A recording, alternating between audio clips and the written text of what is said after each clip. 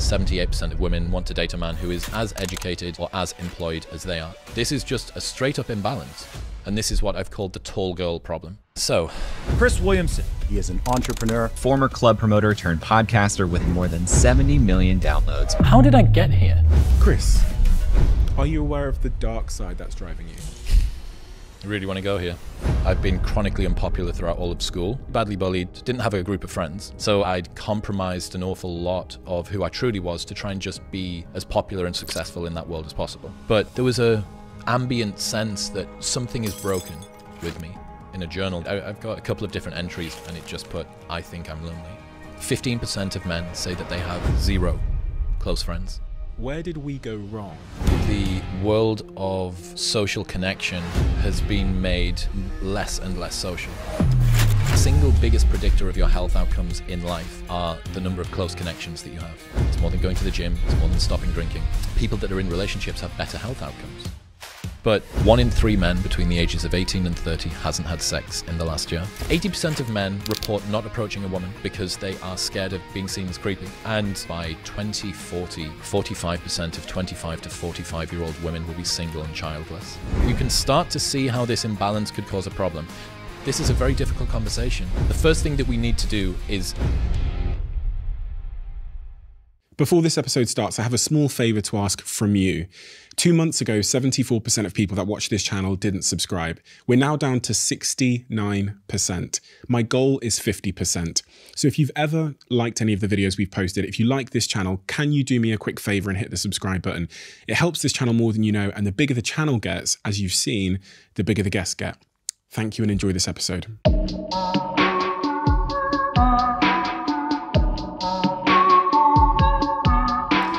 Chris, you do a lot of things, and you do a lot of things very, very well. One of the struggles I had when thinking about how to direct this conversation was really like understanding, because you're so diverse in your thinking and your ideas and the subject matter that you're curious about, how to try and encapsulate exactly who you are. So I guess the question I wanted to start with is, in your own words, what is your mission? I'm a very curious person. I always have been.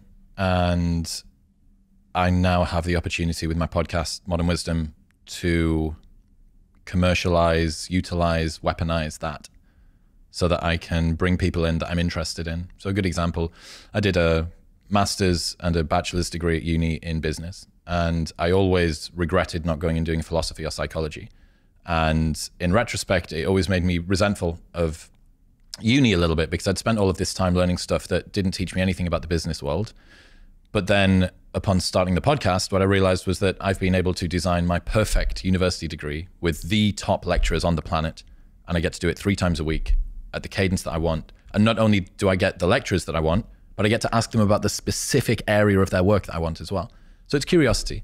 The thing that drives me is curiosity. The reason that I do this is because I want to know about everything. I want to know about why the guy that was sat next to us at dinner last night decided to wear a suit with like Converse.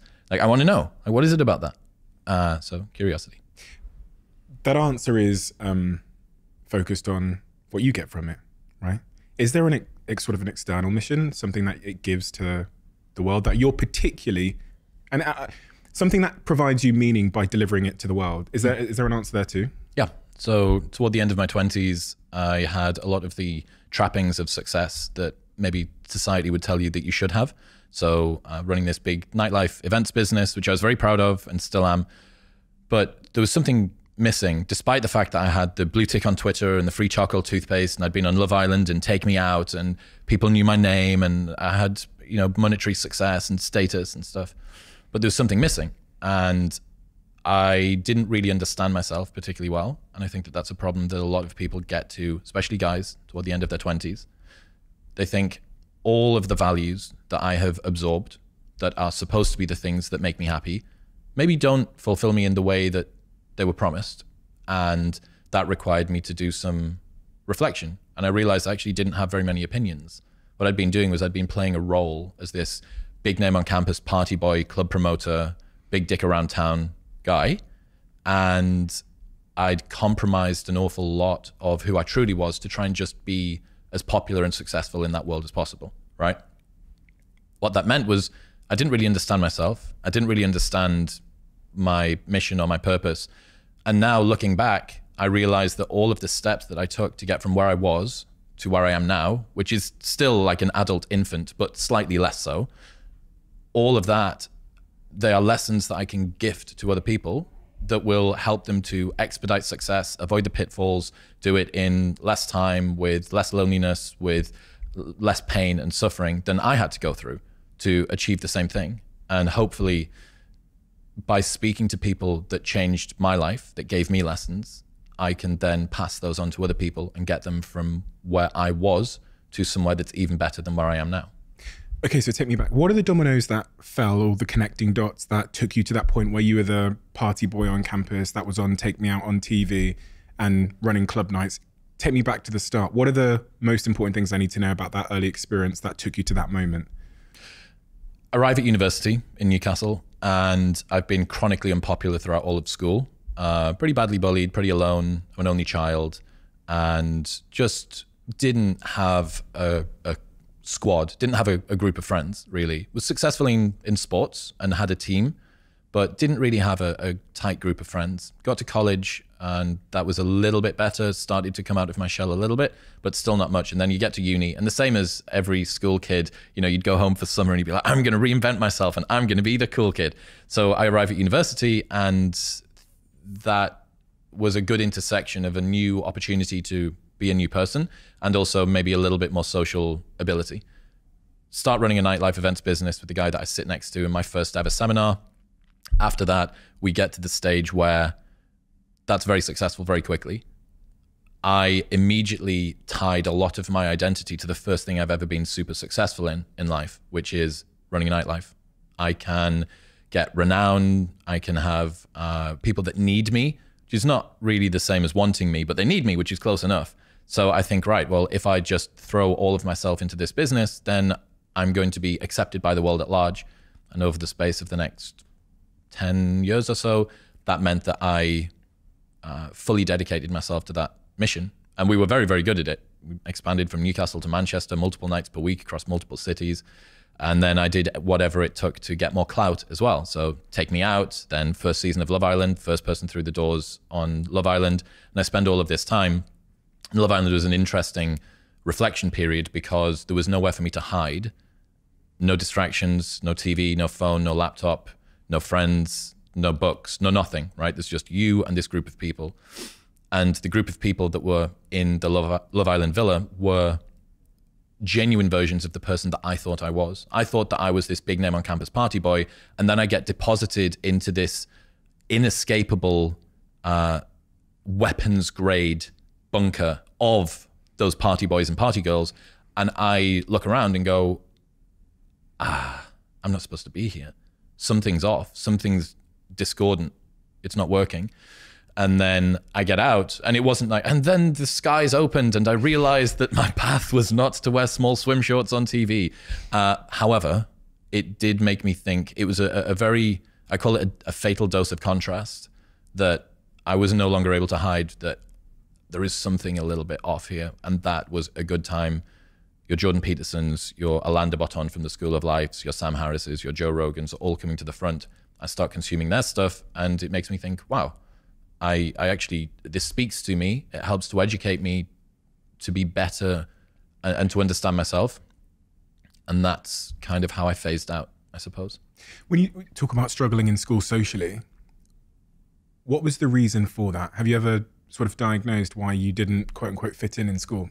Yeah, so I think any only child struggles to be socialized to the level that they need to in order to have the same set of social skills that anyone with a brother or sister does, right? Like, think about how much time you with a sibling spend arguing, hitting each other, going to sleep, them knocking on your door when you're trying to get ready, arguing for the bathroom, all of these tiny little interactions. I had none of that, right? And even if you spent every waking moment of free time in clubs and sports and whatnot that I did, it's going to be hard. And then I think that there is some inherent introversion in me, and it kind of combined for me to not really understand other kids. So I used to obsess over things like the kind of hairstyle that other kids had, or the way that they tied their tie in school, or the type of shoes that they wore, the way that they carried their bag, which shoulder their bag was on, because I was adamant, I would fixate on that. And that would be the reason that they had friends and I didn't, because I couldn't understand why I didn't have friends. What it was that I couldn't socially relate to kids particularly well because I didn't have a wide variety of social skills. So I struggled. But I was taking this super attentive, like, what is it? What's going on? It's trying to assess. Is it because Stephen wears his watch on his right wrist instead of his left wrist? Is it because of whatever? Because I was trying to diagnose what was going on. Do you know what's driving you from, the good and the bad, the light and the dark? I'm more specifically interested to start with the dark. Do you ever have conversations with yourself about when I say dark, it's a subjective term, but the dark side that's driving you? Absolutely. Yeah, chronically, of course. I think anybody that believes that they're driven by a pure love and positive reinforcement is usually confused. I think that there was a study done that looked at the 3 most common traits of highly successful people, hyper successful people. We're talking top level CEOs. The first one was a crippling sense of insufficiency. The second one was a superiority complex. And the third one was an ability to have maniacal focus. So what you have, and it's this Peterson story, which you may be familiar with, they starve rats and put them into a tube. They attach a spring to the tail of the rat so that they can tell how much force they're pulling with. And that gives a proxy for desire, right? That's how much they want it. They waft the smell of cheese in from the front and the rat pulls toward the cheese. And you think, these rats are starving. They're going to be pulling very hard. Then they take the rats out and they do another iteration of the study. This time, they waft the smell of cheese in from the front and they waft the smell of a cat in from behind. The rats pull harder. What's the lesson? In life, not only do you need to run towards something that you want, but you need to run away from something that you fear. And I've spoken to 600 high performers on my show, right? I would say that on average, most of the people that are unbelievably good at anything that they do are driven by a fear of insufficiency, not by a perfectly balanced desire for success. And this tension between success and happiness, I think, is something that both me and you are quite interested in. So the reason it's interesting is a lot of the time we sacrifice the thing we want for the thing which is supposed to get it, right? So if in service of becoming happy, we sacrifice happiness to achieve success in the hopes that success will make us happy, if you created an equation of what's going on and you just remove success from both sides, what are you left with? Just happiness. Now, I'm not saying that you can recant all of your desires for status and accolade and striving and stuff. Like, you need to go out and do things. But I do think that a lot of the time we overcomplicate the world. And a lot of it is because when we're kids, our parents will reinforce our successes by praising us and will criticize us when we fail, which can metastasize as we grow up into being, I am only worthy of love and acceptance and admiration and praise if I win. It causes you to fear being a loser more than want to be a winner. And winning salves, it's like an anesthetic, right? That papers over fears of insufficiency. So yeah, I mean, when I was a club promoter, I knew that if I was stood on the front door of a nightclub, that people would need me. They want the VIP bands. They want to be in the place where the pretty girls are. They want to get in for cheaper or a free bottle of vodka, or they want to skip the queue or whatever. So they need me. And then when you roll it forward to the podcast, I have to be very careful that I don't just transmute that same energy into, instead of gifting people entry into nightclubs, now I'm gifting them insights that I've learned, concepts from some interesting person that's going to improve their life as we sit around a dinner table or as we go out for a lunch or whatever. I have to be careful that that's not the case. And for the people that maybe resonate with this fear of insufficiency and this requirement to offer the world something in order for the world to feel like they're worthy, it is possible to deprogram it. It is possible to tune that volume down. But one of the things that you're going to pay a price with is your drive, because the rat that is running away from something that it fears will pull harder than the rat that's just running towards something that it wants. The traits of super competitive people don't just include the superiority complex, but the crippling anxiety about being a failure. So this tension between success and failure is a driver, but it's an incredibly toxic fuel, right? To be propelled by fear of insufficiency can work super well, but it's very dangerous. There's a final example, Eddie Hall, world's strongest man, and he retires on the podium. He's holding this trophy in the air and he's saying, "This is for you, Nana."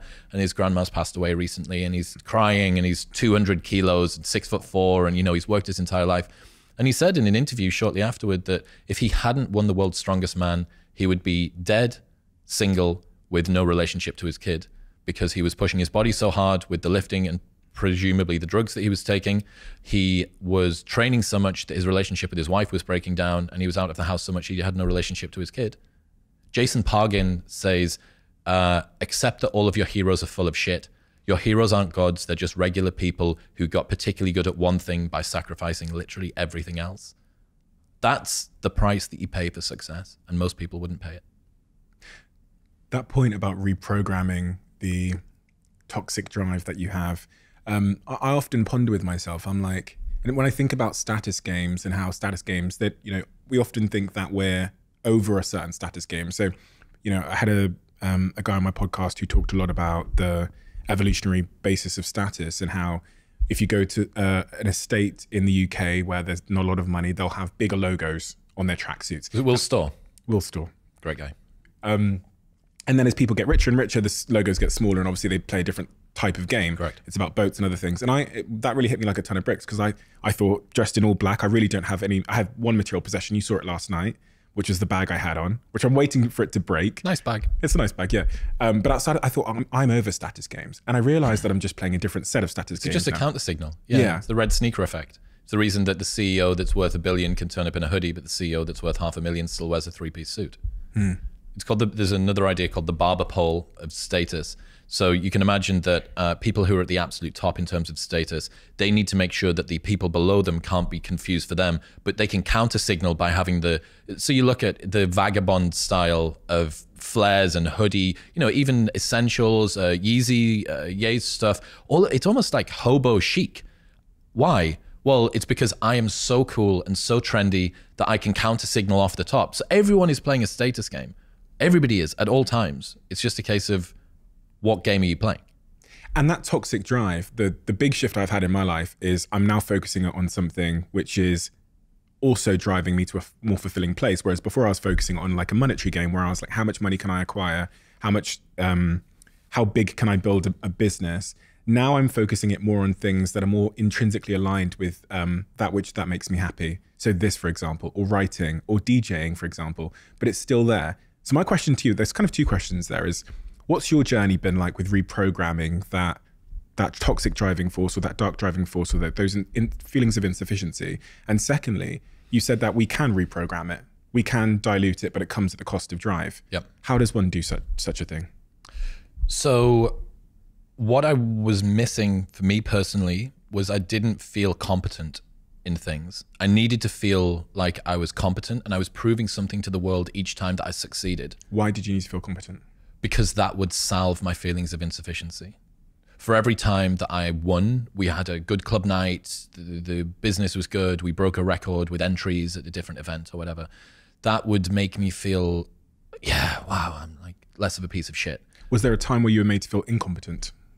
I think just chronically through my childhood of not being super accepted, there was a ambient sense that something is broken with me. Something is wrong, because if there wasn't something wrong, I would have friends. Okay. People would want me, right? I think that was just a relatively logical, if this then that statement that came out of it. And when it comes to changing that, Alex Hormozy, who you had on the show recently, has this great quote where he says, you don't become confident by shouting affirmations in the mirror, but by having a stack of undeniable proof that you are who you say you are. Outwork your self-doubt. And it wasn't until I had a project where I could no longer deny that my efforts were bearing fruits and that I was becoming competent at something. It was a crushing amount of volume and incontrovertible evidence that smashed my imposter syndrome into the ground. Did it? Yeah. Yeah. Do the games because now you're in a different league category, right? Yeah, but I feel like I'm supposed to be here. I feel like I deserve to be here. Often my guests talk about like that voice in their head which whispers to them, words of self-doubt. And it seems to me like I'd say 95% of them haven't managed to shake that in some form. It still shows up at some time in some place. Well, it's still there, but it's a lot quieter. A lot quieter. And you have to accept after a while that if you continue to disprove your imposter syndrome in the real world, every single time that you're faced with a challenge, you succeed, despite the fact that you were adamant that you were going to fail or you had fears of insufficiency or all the rest of it. After a while, you have to accept that it has nothing to do with your competence and everything to do with your addiction to feeling like an imposter. You are delusional about your competence in reverse. Every single time that you are faced with a challenge, you succeed. Every single time you are faced with a future challenge, you believe that you're going to fail. It's got nothing to do with your competence. So Rogan calls it building a mountain with layers of paint, right? Incredibly thin each time. But after 600 episodes or however many $1 million of revenue or whatever, you go, ugh, maybe there's something to this. You know, maybe I'm not a totally worthless piece of shit. On that point of how it diminishes one's drive, have you seen a diminishment in your drive then as your feelings of sufficiency have improved? No, because I have changed what is driving me to something which is much more aligned with who I am. So the curiosity for me is crippling, and I want to know about everything, which my desire to learn things is so much stronger than any fear of insufficiency or desire for success was ever going to be, right? That I've just supplanted one toxic type of drive for one incredibly personal, very scalable, leverageable, beautiful kind of drive. That being said, there are times, I'm speaking from, the perfect version of me. That voice, that negative voice comes in a few times a week. It reminds me that I'm not supposed to be here. I'm not who I pretend to be, but it's getting quieter and quieter and quieter. And I think it's getting quieter because I have a stack of undeniable proof that I'm supposed to be here. Do you remember the last time that voice came in? Yeah, I think I told you about this last night. I was on a podcast and my blood sugar fell through the floor. And what it showed me was that under times of extreme stress, we revert back to a voice from somewhere in our past. I don't know who it was. I don't know whether it was an angry parent or a teacher that was annoyed at me or whatever. But this voice came in and it said, you're not supposed to be here. You were never supposed to be here. You're boring. No one cares what you've got to say. You know that you're a fake. Everyone's going to find out. Everybody's laughing at you. Nobody likes you. And I thought, as I'm talking away on this show and my head is spinning with all of this stuff, and I'm thinking, where the fuck has this voice come from? Who is that? I thought that I'd transcended this voice. However, in a high pressure situation, when I felt bad, something came back through. So I think what it does remind me is that there is always work to be done. There's always something there that's hiding behind, and that becoming complacent about personal growth is something that is going to allow that to seep back in. You talked about the paint, yep. the layers of paint that build confidence. This is something that I've been particularly compelled by because so many people that listen to this podcast struggle with the idea of confidence. And there's a big industry out there, as you've said, that says, look in the mirror, tell yourself you're a millionaire, say it 3 times, write it in your journal. Yeah. But then as I reflected and as I've written in my book, the thing that, and it relates to what Alex Hormozi said, is the thing that I've learned is it's all evidence, for better or for worse. Stack of undeniable proof. And it goes the other way. That evidence that you got at 7 years old when you went up and tried to do a public speech and everyone laughed at you is it's a thicker layer. Correct. than one layer of evidence to say that you're capable. It's a harder layer to sort of strip. If there is someone listening now and they want to maybe orientate their drive to the fulfilling pursuits that you talk about, but also they want to build their confidence, what advice would you give them? I imagine that's 80% of the listener base here. Act first. Okay. You have to lead with action, because if you are someone that deals with a crippling sense of insufficiency, your ability to discount any good thoughts you have in your mind is going to be so strong. If you try and lead with positivity first, I need to think it, wish it, believe it, and I will achieve it, your set point of negativity is going to just crush that into the ground. I'm speaking from personal experience, right? As the guy that was chronically unconfident and still has, the imposter syndrome that does creep in. You have to start with action. It needs to be, okay, what would have had to have happened in a week's time for me to look back on that week and find pride in myself? Pride's seen as something that you should be ashamed of. It's one of the 7 deadly sins. But David Goggins, I did an episode with him a couple of months ago. We could put it in the show notes if people are interested. And he said pride is something that everybody misses. That having pride in your name, your performance, the way that you show up for other people is something that you can do. But you need to do something that is worthy of being prideful about, right? What would have had to have happened in a week for you to look back on that week with pride?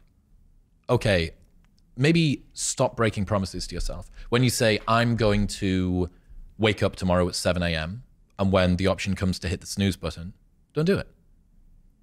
There's one win that you've got for the day. That's action, right?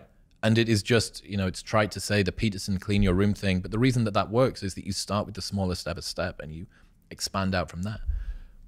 You want to become a writer. You want to leave your job and become a writer. Okay, can you commit to writing 1 blog post on Substack per week for the next 3 weeks? That would make you feel like less of a loser if you did that. Action has to come first if you're the sort of person who is chronically unconfident, because you will drag your sense of identity behind you. Mark Manson says that identity lags behind our status by about 1 to 2 years. So for both me and you, in 2 years' time, we'll go, I understand why I was in LA that day, and look back. Start with action and make small promises to yourself that you don't break. If you had a friend and every single time that you and your friend decided that you were going to go out for dinner, that friend either showed up 2 hours late or didn't show up at all, you would stop trusting that person. That is the relationship that you have with yourself. You need to be able to trust your own word. And a lot of us don't, because life is very convenient and it is easy for people to not stick to the promises that they set themselves, because our ability to be idealistic is always going to outstrip reality's ability to deliver that to us. As soon as you posit an ideal, you then begin to compare yourself to that ideal. And true hell is when the person that you are meets the person that you could have been. Sometimes I ponder how, you've probably seen this in your own life, I'm sure you have, where you'll have a friend in your life. I've got a couple of friends back home who I've tried to help in some way, maybe give some advice when they're struggling in their hardest times, and the advice has been ineffective. And then you've got another friend who will just need one idea. They'll be listening to your podcast and one idea will be the seed that changes their life. I often think that I overestimate the power of words, because everything you've said there makes perfect sense. Mm-hmm. But we both know that 95%, maybe more, of people that have just received that, it will not convert into any kind of behavior. Habits are hard to break, man. And the habit of not doing things is unbelievably difficult to get past. It's one of the problems with anyone that listens to your show or my show. You will love being cerebral, right? You will love the idea that I can use cognitive horsepower to just get myself out of problems. And there is a case of learning as masturbation, right? And believing that learning about something is the same as enacting it, and it's not. That's why it has to be action first. A quote from one of my friends that he uses when he's thinking about a concept is, does this grow corn? Basically, is it useful? Tell me how I can use this in my life. Does it grow fucking corn, right? It's this beautiful sounding concept, cognitive bias that helps me understand the way that my brain works and my relationship with everybody else. How do I use that in my life? Give me something to apply it to. And that's why with the confidence thing, choose promises that you will never break to yourself. I'm going to get up on time for the next month. I am not going to hit the snooze button. If you do that and you look back in a month and you go, oh my God, that's the first time I've done that in forever, maybe. That's a big win. And you can do the James Clear thing. We'll write it on a board. We'll track it, what gets measured, et cetera, et cetera. But the main thing is just keep promises to yourself. And that is a good way to go from, here is an insight I learned about, I want to do breathwork, cold plunge, go to the gym, fast until 12 midday, get up on time, sunlight in the eyes in the morning, whatever it is, right, that you want to do. Turn it into a promise. Don't break the promise. One of the really important things you said there was about the size of that first step. I was reflecting there on the way that video games are designed to make sure that every subsequent level is not too intimidating that you lose motivation, but it's not too small that you lose motivation as well. You can lose motivation on both ways. And so it's the same with crosswords and video games. They get incrementally more challenging to keep you engaged. The size of that first step is I think, a central point there, because when people listen to podcasts with people like me and you or Andrew Huberman, and they hear that they've got to maybe get up at this time, go outside, gaze, earth, like put their feet on the ground, cold plunge, da-da-da-da. And I go, I'm going to do that. And I set that as my first step. Yeah. I'm set up for failure. Yeah. How important do you think the size and the subjective size of that first step you take to build trust with yourself is, and to start that discipline? The goal isn't to have the perfect daily routine tomorrow. The goal is to still be winning your daily routine in 50 years' time.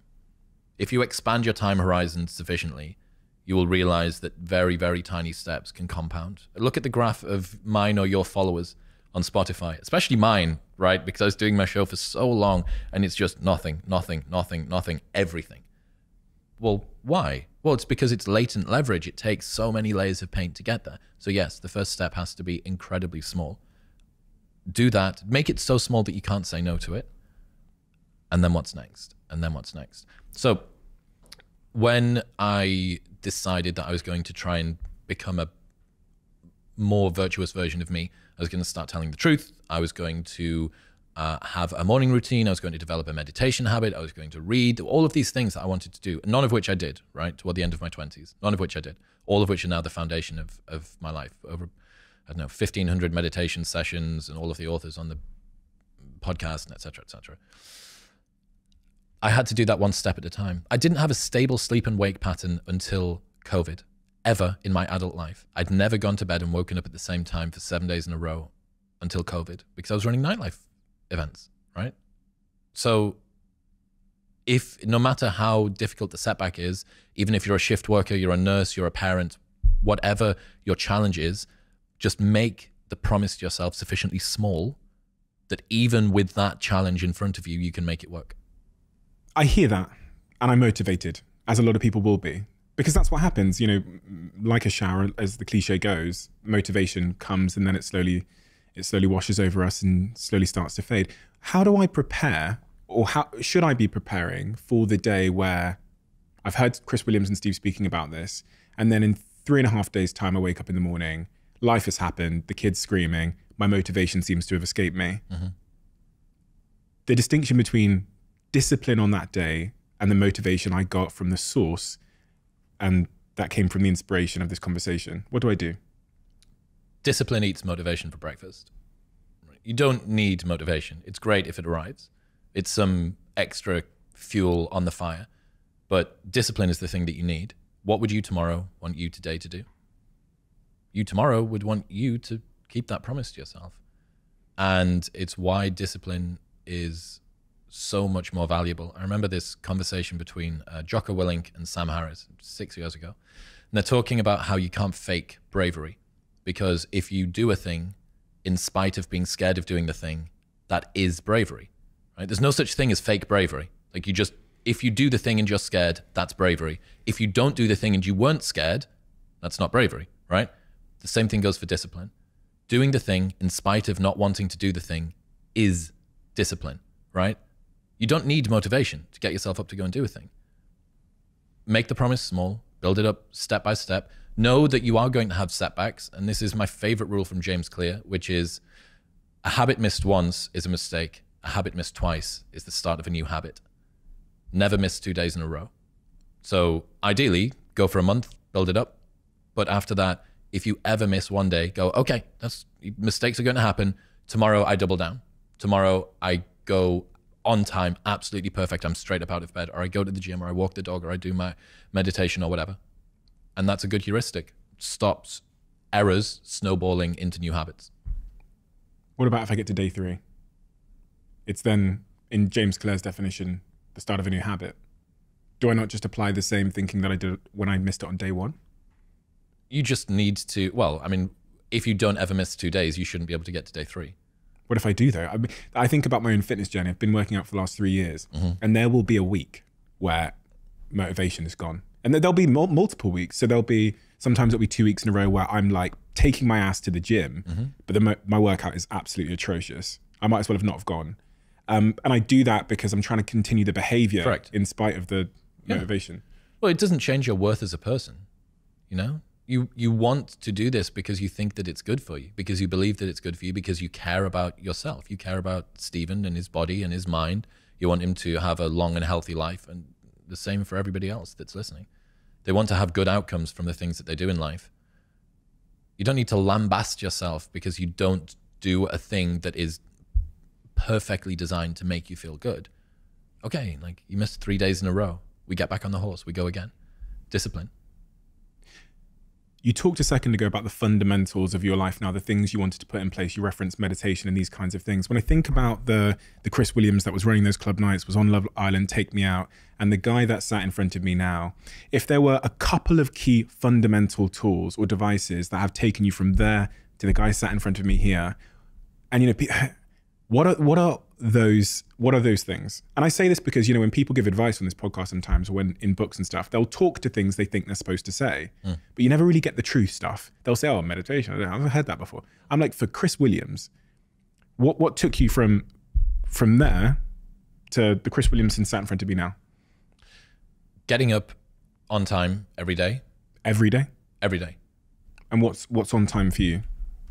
7 to 7:30, depending on what time I went to bed. So it'll change each night, but I'll set an alarm and I will get up on time. Go to bed and wake up at around about the same time each day. Makes a massive difference. Go for a morning walk first thing. So sunlight before screen light was something that I was doing before Huberman talked about the down regulation of the amygdala response and the lateral eye movement helps blah, blah, blah in the brain. I came upon this because I wanted to go for a walk more. I wanted to get as many steps in as I could. Get up and go for a walk, because it just, so many people are stopped the second they wake up because they use their phone as their alarm. They roll over, they hit the alarm on their phone, and now their phone's in their hand. And now they're in bed for half an hour, doing the cycle through all of their social media apps. Sleep with your phone outside of your bedroom. That was the #1 change that I made. Phone is outside of the bedroom. And I bought, how long have radio alarms been around? A million years, right? Like, just get any kind of alarm clock. Wake up, go for a walk before you use your phone. That will change so many of the problems that people encounter, because the addiction to technology is primary, I think, to a lot of people's challenges in their day. Meditation has been interesting for me. It's definitely helped me to be calmer, to be more peaceful. It's not an insane performance enhancer. The breath work as well, I really enjoy doing that. It's not an insane performance enhancer. Reading, I would say some form of content absorption that could come from reading articles, reading books, listening to podcasts, listening to audiobooks. Something that pushes your understanding is very important. And for me, that's moved. It was books a while ago. Now it's more Substack articles that I read on my Kindle. For a long time, it's always been podcasts. Sometimes it's audiobooks, sometimes it's not. What about content creation, the other side of that coin, and the obligation to create? What impact has that had on your life? It's everything, because by having to talk about the things that I learn, it forces me to learn them, right? Until you can explain something to somebody else, you don't really understand it. So, okay, prove to me that you understand it by telling me about it. Well, I can't. Okay, well, you don't understand it then. So this is one of the reasons I suggest to people that they should do a fake podcast with a friend for 30 minutes every week. Phones are outside of the room. Put one phone face down on the table, press the record button, and just have a conversation and pretend that people are watching. Welcome back to the show. Stephen, today we're going to talk about the UFC or Tommy Fury and Jake Paul. Who do you think is going to win? And it forces you to be rigorous and precise and consistent with the things that you believe. And it is a forcing function that synthesizes the things that you're doing. Other people might prefer to write or draw. One of the advantages of doing it for an audience is that you actually feel like someone's keeping you accountable, right? If it's just, oh, I'm going to draw a drawing every week for my own pleasure, as opposed to I'm going to draw a drawing every week and post it on my Instagram, or I'm going to write a Substack article. I mean, I have a posting cadence on the show Monday, Thursday, Saturday. And if it wasn't for the fact that I know if I don't post on those days, the audience is going to be like, hang on a second, mate, like it's Monday. Where's the podcast episode? It would be a lot less motivating for me to do it. I'm driven by that. So I think that absolutely creating some kind of content, whether it be just for you or whether it be to put out into the world and to build a platform with, is a good start. The most important thing I think in hindsight that I've gained from content creation is in fact like honing my skill of sales, because you're forced in this medium to make your ideas as concise as you possibly can and say them in a way which is engaging. And I've reflected over the last 10 years or so of making content and recording videos and go, man, the impact it's had on my business, my ability to pitch and sell. But even if you're a guy and you're looking to pick someone up in a bar, man or a woman, it's profound to me the impact that the obligation to create content specifically on video in speaking form has had on all facets of my life. And I just don't feel like there's enough of a charge to both introspect, but then the obligation to create. I think it's life-changing. There's a interesting quote from Ludwig Wittgenstein, and he says, the limits of my language mean the limits of my world. So you could see a richer vocabulary means a richer life. If you take the fact that you have ideas in your head, they're these sort of wishy-washy, ephemeral notion. It's like a smell, right? An idea is kind of like a smell. It's just an amorphous blob of a thing. And you go, oh, yeah, I feel like this. I feel like this is an idea. Until you make it take form through spoken word, written word, or drawing, it doesn't really exist. It's not tangible. You can't see it. You can't work out where the holes are in whatever this idea is. So what that means is that, first off, the more words that you have in your arsenal, the more precisely you can describe the thing which is in your head. The more frictionlessly you can take ideas from your brain to your mouth, your fingertips, or the end of a pencil, the more accurately you're going to be able to put that out into the world, which means that when you need to turn it over and assess it and look at it, you go, oh my God, I thought that I knew this inside out, and there's this big gaping hole here. I need to work out what's going on, which is why a loneliness epidemic, the massive falling rates of friendlessness in the world aren't particularly good, because not only is it bad for the community and for social cohesion, but it's bad for the individual's personal growth as well. If you want to fully learn something, you want to spend time synthesizing your ideas. And you can really only ever do that for somebody else. Again, you can write the journal to you, for you, but it's never going to be as disciplined or as consistent as if you're writing it for an audience, even if the audience is only 5 people or only your friends. And you spoke to something which is, because you were outside of the social circle when you were young, you were able to, I guess, vicariously see the impact that small things had, which made you kind of socially attuned. Talking then about the loneliness epidemic. Is it an epidemic? How bad is it? Is it something that you believe society should be paying more attention to? I sat here with Simon Sinek the other day, and he disclosed to me that he was going through a real struggle with loneliness at the moment. And it was somewhat surprising. It was somewhat surprising because, again, in a very naive way, Simon Sinek is someone of great success. He's got a career most people would die for. He's a man of, that's greatly admired. He goes on stages and thousands of people roar his name.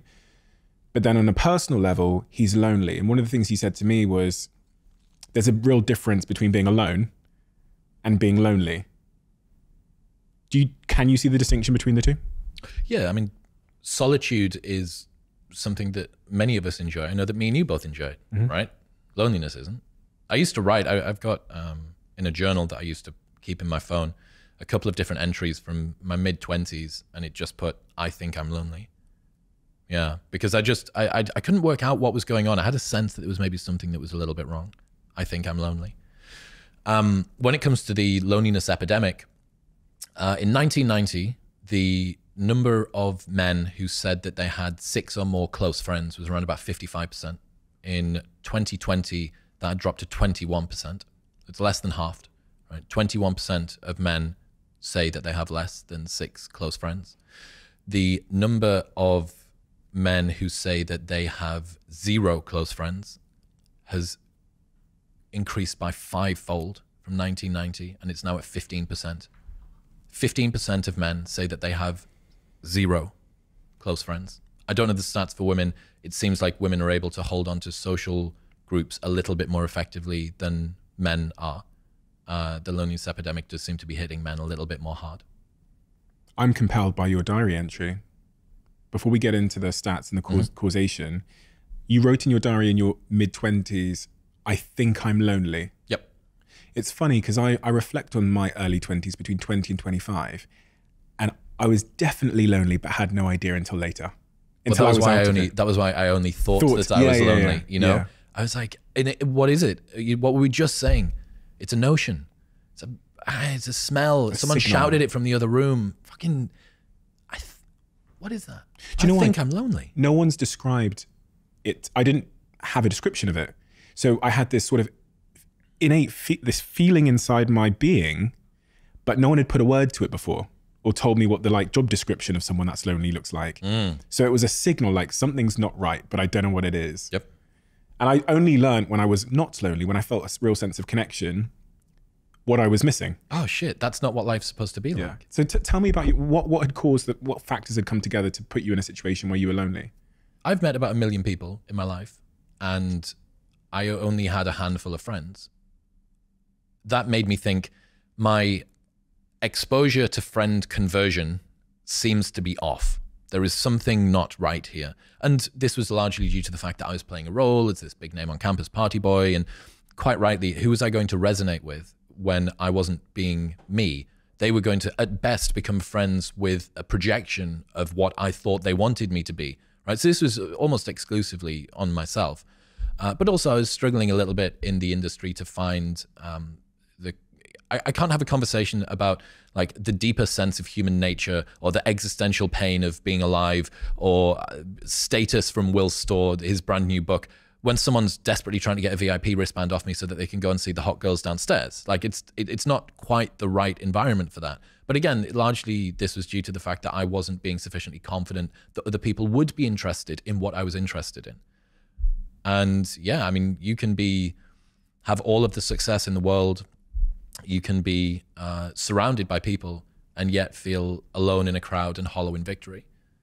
Because if you're only playing a role, anything that you do, any love that people give to you won't feel like it hits you existentially. You'll feel praise, but you won't feel love because they're not in love with you. They're just applauding the role that you're playing.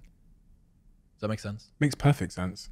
Makes perfect sense. It's such an apt description. It really brings in this idea of what the person is connecting to matters the most. If they're connecting to the image that I've created, which is inauthentic to myself, I'm never going to receive that connection.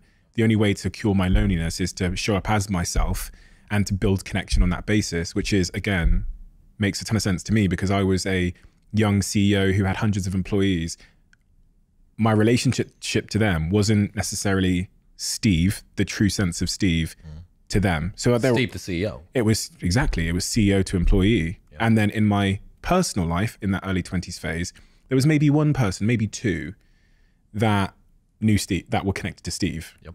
But even maybe one actually, which is super interesting because it also talks to Simon Sinek's thing where I go, well, this guy's amazing, but how many people are connected to the true Simon, the guy behind the books, the guy behind the admiration? That study you referenced a second ago about men getting increasingly lonelier, I think I read the same thing. The thing I read was about the amount of people we have to turn to in a time of crisis and how that's decayed over the last couple of decades. Why is that happening? What is happening in culture and society that's causing us to become more and more disconnected in terms of proximity, but also in sense of sort of psychological connection? What is going on? It's a good question. I don't think that there's a single answer to this. Social media probably has a lot to answer for. What's happened now is the world of social connection has been made less and less social, right? You're more connected than ever before, but more atomized than ever before as well. I think that there are some really worrying trends in rising rates of social anxiety that are mostly downstream from people not spending enough time being social. If you look at the average amount of hours that kids would have played outside versus the average amount of hours that kids are spending watching television, on social media and playing video games now, you are basically creating an army of young Chris's, right, that were socially uneducated in that regard. Downstream, those turn into adults that similarly don't they haven't got the habits of going out and being social, which means that they don't develop the skills to connect to people, to be able to make friends. And that causes loneliness. Like that's, I think, a large portion of what we're talking about. What about the like optimization of our lives and the way that we've built cities and the way that we're, you know, when I say optimization of our lives, I mean like if we order food, Convenience. it's a screen. I mean, this is just... If we date, it's a screen. If we connect to my mother or my sister in Australia, it's a screen. Yeah. Well, the problem is that what is convenient or enjoyable is not always what's good for you, right? Ice cream for dinner every single night for the 2-year-old is both convenient and enjoyable, but probably not good for it. The issue is that we are all our own parents when it comes to our social media and social interaction lives. The pain of rejection, whether that be from a potential friend, a potential partner, or a job offer, a business, whatever, it is painful. And we have done incredible things to try and nerf the world, right? To wrap it in cotton wool so that the pain of rejection is removed as much as possible. This is why online dating is so successful. Because the pain of rejection, you don't know the people that swiped left on you. You only know the people that swiped right. That's taken the pain of rejection of dating away, right? What do you think of dating apps? Do you think they're net positive or net negative for the world? You really want to go here?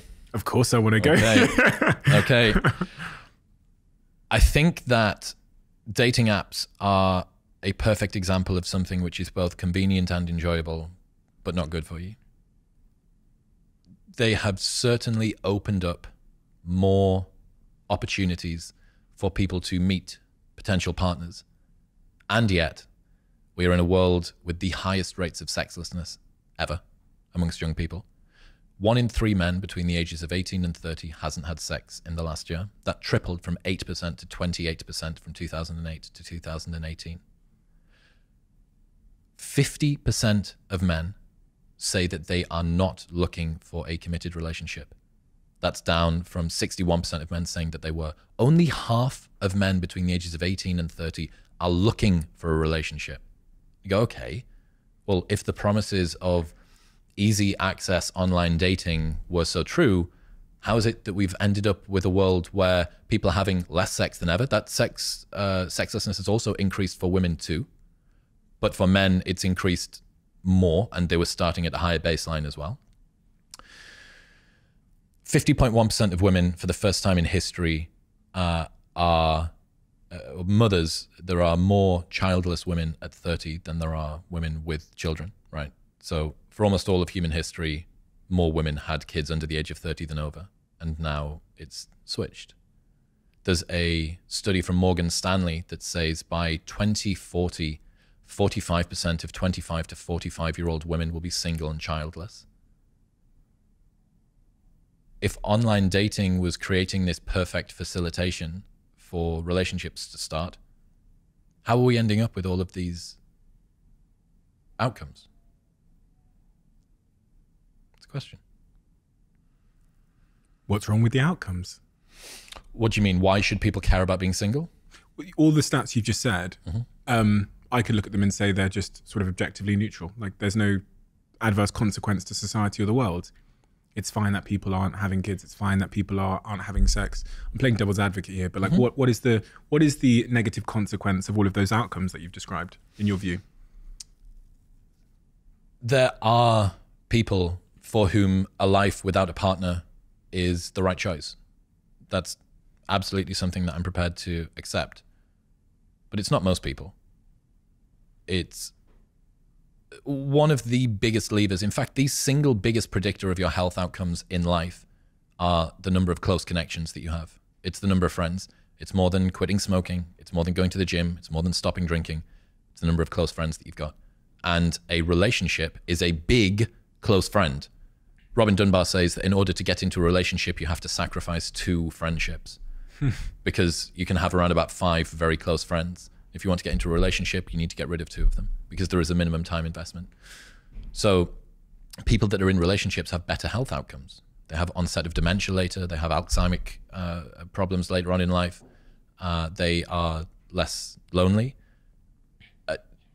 That seems pretty uncontroversial. And yet, both sides of the aisle, both men and women, are retreating from relationships and finding ways that they can justify this. Boss bitch culture and sort of the lean-in women's mentality, or men going their own way, and incel culture and the black pill for guys are both ways that each sex is trying to deal with the challenges that are coming out of the mating market. Both sexes are saying, I don't want to be a part of this anymore. I'm finding it so painful and difficult to be in this world that I'm just going to cast off any of it altogether. And then retroactively come up with a lot of explanations that can justify why they didn't need to be in a relationship in any case. And for some people, that's true. But for most people, that's not. Dating apps are clearly not, and as you say in your own words, and previously, aren't the only causal factor. So my question to you is, where did we go wrong and how do we go right? Okay, so I think challenges in the mating market are coming from many directions. One of the main ones that will be pertinent to the people that are listening is the increase in female achievement in education and employment. Now, about 50 years ago when Title IX came in, there was a 13 percentage point swing in favor of men to women in universities. There were significantly more men than women. What's Title IX? It was an affirmative action policy that helped to get more women into higher education. 50 years later, 2023, it's a 15 percentage point swing between men and women in university in the other direction. There are 2 women for every 1 man at a 4-year US college degree, around about by 2030. Women on average between the ages of 21 and 29 earn £1,111 more than their male counterparts. Women are roughly twice as likely as men to say that they will value financial prospects in a partner. Around about 78% of women say that a stable job is something that is important for a partner to have, whereas around about only sort of 45% of men say the same thing. For a man to increase his rating on a 10-point scale by 2 points, he requires around about a 10-fold increase in his salary. For a woman to achieve the same 2-point improvement on a 10-point scale, her salary would need to increase by 10,000 times. My point being that women are concerned about a partner's socioeconomic status significantly more than men are.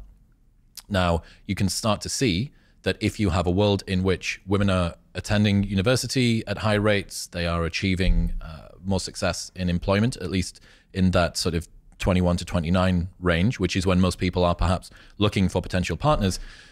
And yet, the socioeconomic status of a partner to a woman is a big determinant of their level of attraction. You can start to see how this imbalance could cause a problem.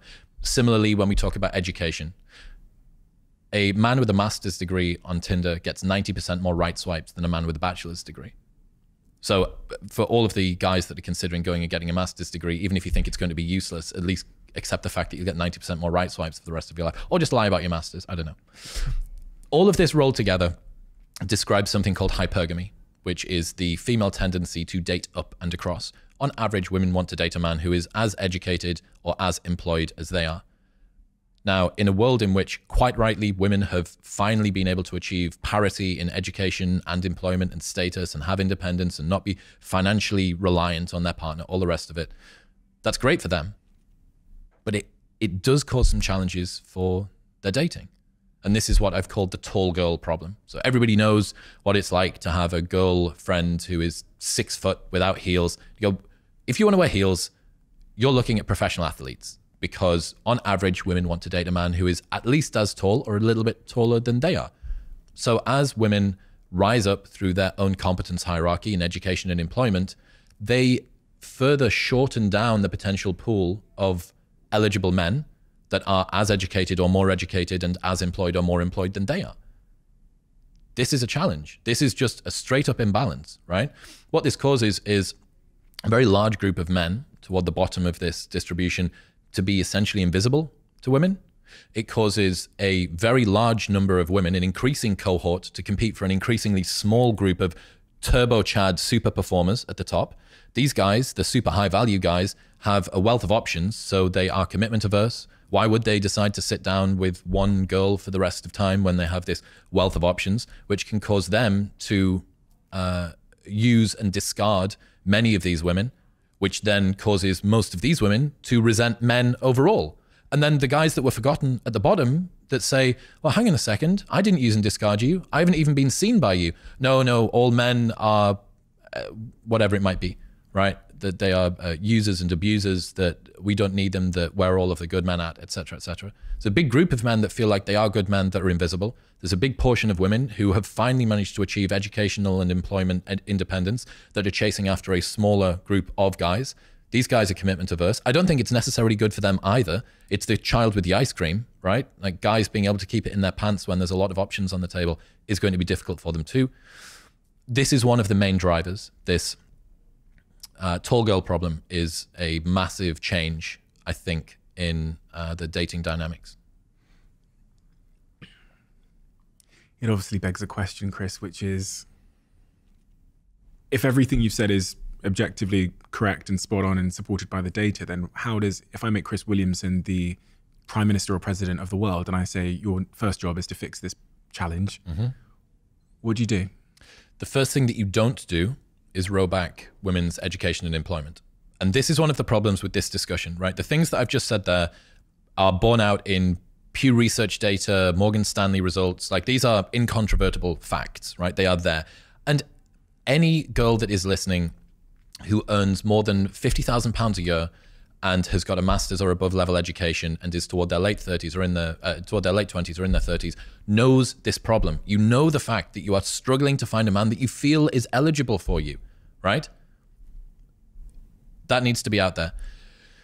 The problem that happens around this discourse is that it posits men and women as adversaries and competitors of each other, right? As enemies.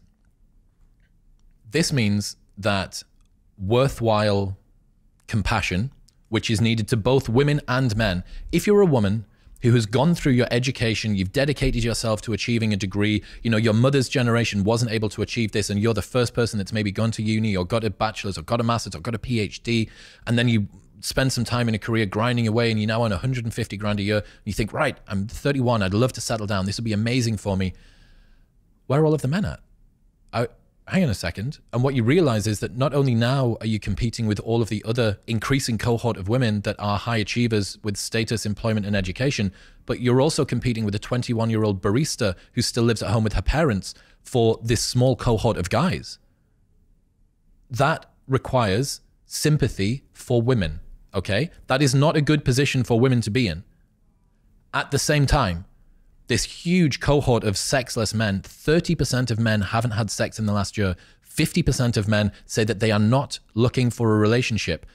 You are a man. You have been through your 20s. You know the power of the male sex drive between the ages of 18 and 30. Can you imagine getting yourself into a situation where you say, I'm not bothered about pursuing women? That is an unbelievably extreme statement for men to make. And they're self-identifying as this in Pew Research data. This isn't on incel forums. This is Pew Research. 50% of men aren't looking for a relationship. When they say aren't looking for a relationship, do they mean I'm not looking for a woman or I'm not looking for commitment? Not actively pursuing any kind of interaction with women. Oh, shit. Casual included. What? 50%. Here's the point, right? You asked about solutions. The first thing that we need to do is turn down the volume of adversarial nature between these two. Anybody that listens to those two stories, right, the plight of men and the plight of women in the modern dating world, and doesn't see it as, wow, that's fucked. That really, really sucks for both sexes. Men have it worse in some ways, women have it worse in different ways, right? This isn't a competition of like, oh, let's wave the flag of who's actually accumulated more victimhood points. The first thing that needs to happen before anything is the volume of the conversation needs to be turned down. We need to see the challenges that are faced by both sexes. The second thing that needs to be put out front is that there needs to be a way to raise men up without bringing women down, because it is very easy for you to say, okay, so women are out achieving men in education and employment. Let's just put the reins on them and then everything's going to be brought back. You go, look, I am not trying to roll back any of the gains that have been made by women over the last 50 years. But you do want to have eligible male partners, right? If the thermodynamics of attraction include the fact that women tend to want to date across and up in terms of status, employment, and education, you need to do something, right? Some of the things that you could look at doing in terms of solutions would be redshirting boys, so starting boys in school 1 year later. This is something that was put forward by Richard Reeves. The reason for this is that boys tend to mature less quickly than girls. If you were to start boys 1 year later in school, it would mean that they would be more effective at their age. They would be more mature mentally. That's one start. Another one that I think is probably more controversial, but would make a big impact, would be to stop derogating motherhood, right? To start pedestalizing motherhood again. There is a huge movement in certain corners of women's advice that any woman who decides to become a mother is essentially a second-class citizen. I don't think that that's true. I don't think that a woman that chooses to become a mother is a second-class citizen. But women often fear becoming just a mother, right? Or just a wife, or at worst, a domestic prostitute. And they flee from this specter of family life into the open arms of a corporate employer. And laughably, we call this process freedom.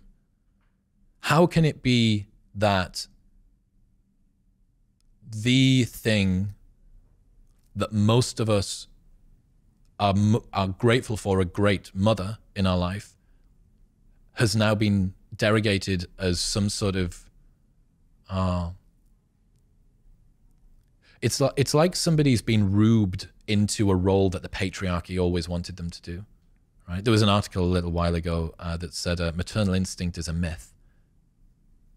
That basically the only reason that maternal instinct exists is because the patriarchy has convinced women that they're actually supposed to like kids. It's like, I can't even begin to explain how ridiculous that is if you look at all of the sex differences in terms of the way that humans work. Pedestalizing motherhood would make women fear being a mother less. It would make it an aspirational goal for them to pursue. One of the scariest stats that I learned was from a guy called Stephen Shaw. He did a documentary called Birth Gap. And in it, he talks about this declining birth rate. A meta-analysis by Professor Rinska Kaiser says that 80% of women who aren't mothers after their fertility window closes didn't intend to not be mothers. It's involuntary childlessness. Around about 10% of women are physiologically incapable of having kids. Very unfortunate. Around about 10% of women intended to not have children, which leaves a whopping 4 out of 5 non-mother women who didn't intend to not be mothers. And these women have support groups where they come together to grieve for families that they never had. And it breaks their hearts that they weren't able to find the right partner in time before their fertility window closed. And Professor Kaiser talks about the pain that these women feel.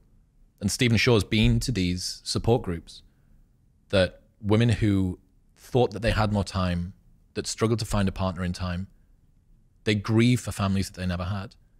And that sentence just, it makes me feel so upset. Like, it's so painful to hear the prospect of a woman that wanted to have a family and couldn't.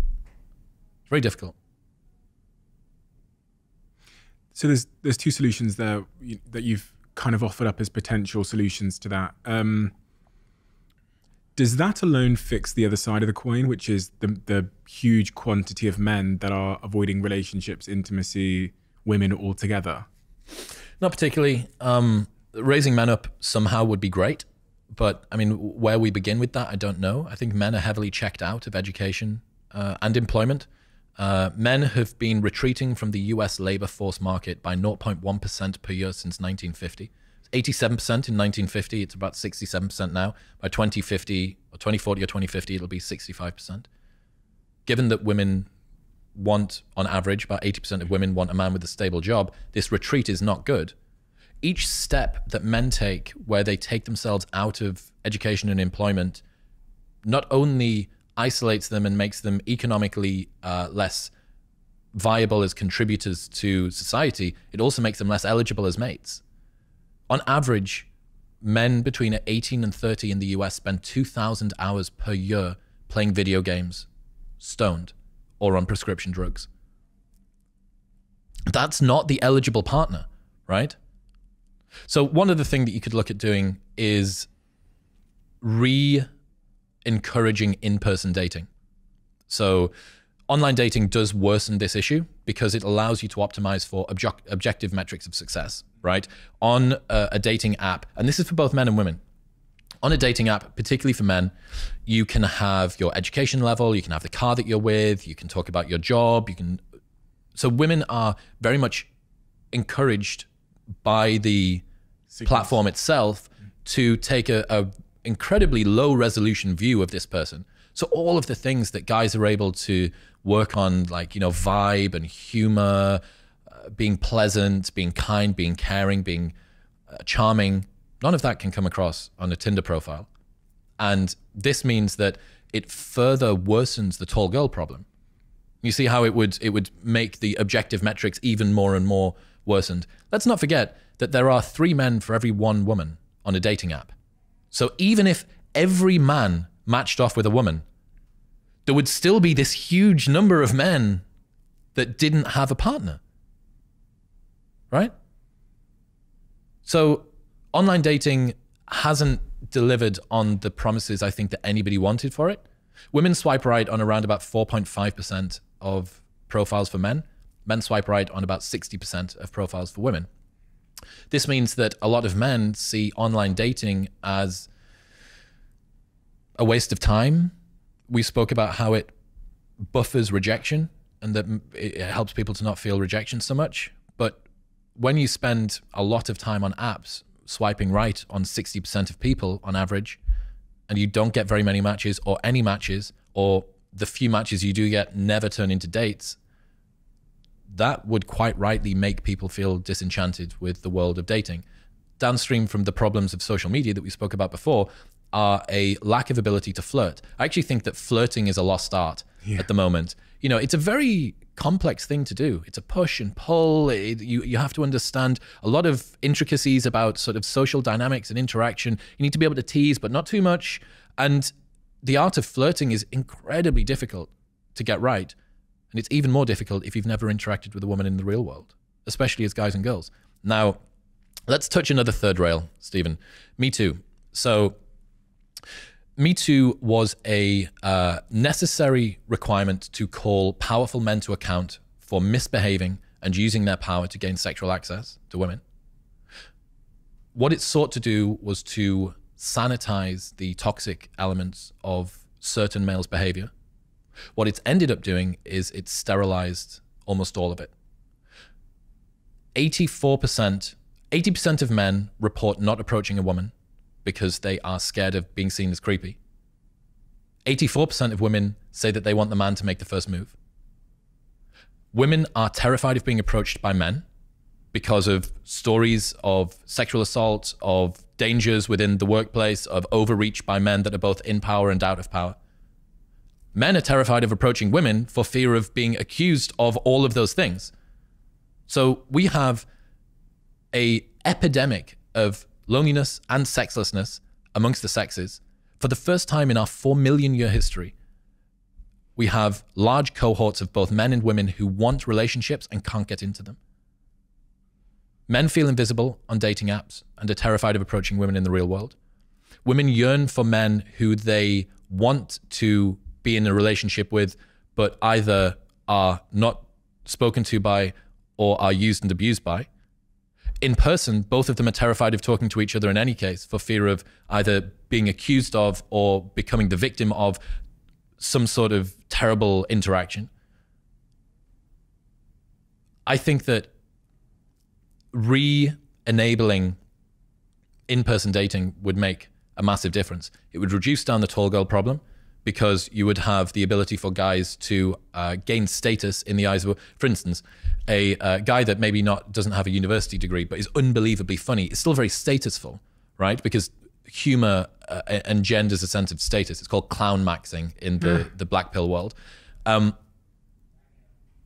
But that guy might not get a chance if he was just on online dating. So that would be another thing. And you can see as well how the incredibly righteous ideas of Me Too, when taken to an extreme, could end up causing some externalities that disadvantage women in the dating market. Do you see what I mean? Of course. As you were saying that, I was thinking about that video that went viral of the young girl in the gym who was filming the guy that came over to ask her if she needed help with the weights. Yeah. Do you know the video I'm talking about? Yes, I do. Yeah. So for anybody that it doesn't have the context, a young lady on TikTok set up her camera while she was in the gym, and she was filming a guy and sort of anticipating him coming over to help. And lo and behold, the guy walks over and says, "Do you want a hand with the weight?" and tries to give her a hand with the weight. And then as he walks off, she cusses him out and says basically portrays him as this like predator slash monster. Yeah. And the reaction online was the inverse. The reaction online was siding with the man because he just came over and asked her if she wanted a hand. Of course, we both know that there are very predatory men in gyms. Correct. I've got female friends that have spoken to that. My girlfriend speaks to that all the time. She tells me of her experiences in the gym. But there is another side to highlighting this issue, which causes perfectly reasonable, polite men who are genuinely offering a hand in something, or let's be honest, flirting, to be totally fucking terrified. Absolutely. And this is the difficult conversation that we don't have a lot, which is what's the net. We can see the net positive of that. We can see the positive side of that. But what is the downside? Everything in life has a cost. Is that now that we are scared to broker conversations with strangers through fear of being put on blast on TikTok? If you optimize for absolute safety, what you're going to end up with is nobody ever approaching a girl in the gym. Now, I don't know, maybe there are girls that say, do you know what it is? It is worth it for no girl to ever be flirted with in the gym, for no girl to ever be made to feel like they are being stared at in the gym. You know, like if the price that we have to pay is that no one ever gets a gym date, then that's fine, because the benefit that we get is that no one ever is made to feel uncomfortable, right? A few things to say on that. First off, almost all indiscretions from men that are where they do creepy behavior are a very, very small cohort of men that repeatedly do it. This is from David Buss's Men Behaving Badly. It is one man doing 1,000 bad things to women, not 1,000 men doing one bad thing to women. Now, the problem is that can still cause that's still 1,000 bad interactions with women, right? But you have 999 men that are saying, well, I don't behave like that. I've been smeared with this bad brush.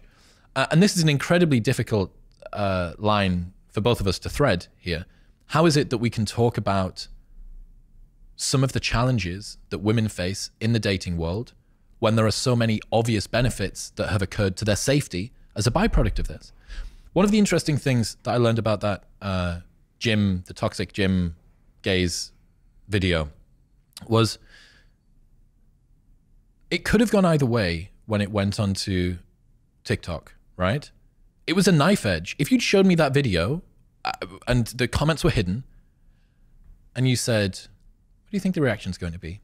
I go, toss a coin, and that will be, this guy's either pushed. In my opinion, I don't think that he had overstepped, but I don't understand how the world is going to react to this. Now, the interesting thing there is that a lot of people take their cues about what is and is not acceptable social behavior from the way that other people view what is and is not acceptable social behavior. So those sorts of landmark episodes actually end up creating a trend of what people in the real world will consider to be acceptable behavior. So let's say we have a different version of the universe, and in that universe, everybody decided that that actually was too much from a man. What you have then is all of the girls that watch that video seeing it and saying, oh my God, if a guy glances over at me more than 3 times in 90 seconds and tries to help me deload a glute bridge, that constitutes worthy concern about abuse and the toxic male gaze, right? So we have now reset expectations down to a much tighter sensitivity level. Similarly for men, they think, okay, I know that 3 glances in 90 seconds plus assisting someone to deload the plates from a bar is too much. Therefore, at most, I can have one glance during 90 seconds. Do you understand what I mean? Do you see how we would further nerf the world? We would wrap it in more and more and more cotton wool. And then downstream from that, you concept creep this out to the stage where anything is toxically masculine. Like, let's give the other side of the coin. Men overstepping the mark and how men can be better. That's what I want to make sure we're balanced in this conversation. Absolutely. Because there are, as we both have spoken to, there is a huge amount of inappropriate behavior that happens throughout society, through the corporate world, throughout everyday lives. How as men do you think we can be better?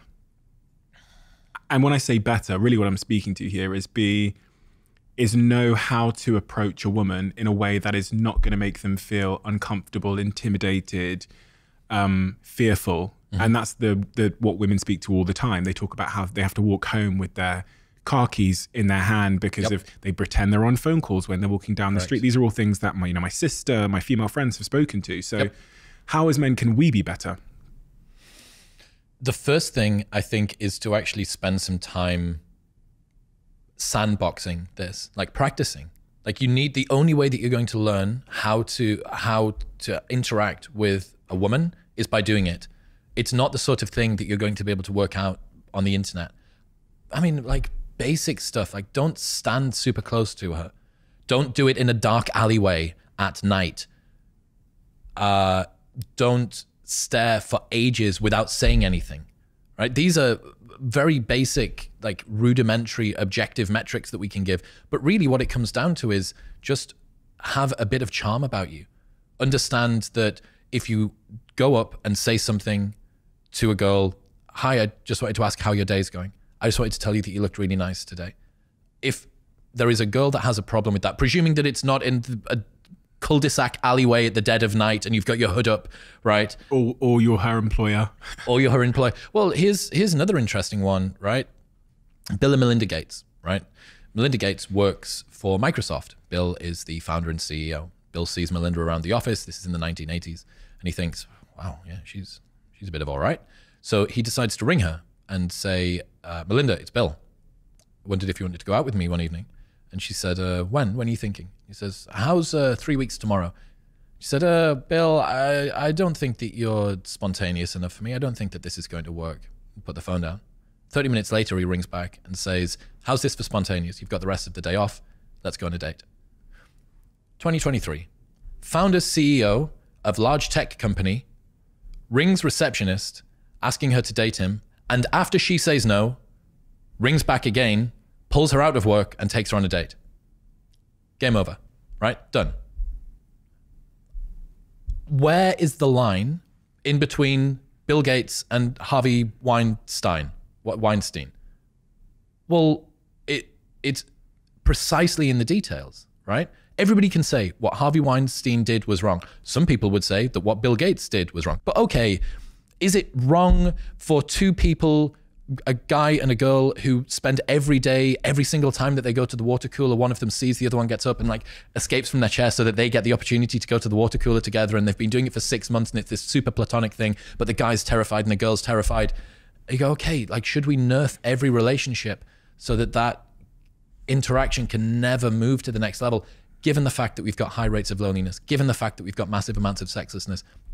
20% of relationships begin on online dating. 20% of relationships begin in online media, social media, right? That's 2 out of 5 relationships begin online, and they're the most fragile. They're the ones that drop the quickest. They're the ones that stay together the least long. Workplace, better. Friends, even better. Church, even better than that, right? But we are in uncharted waters here, people.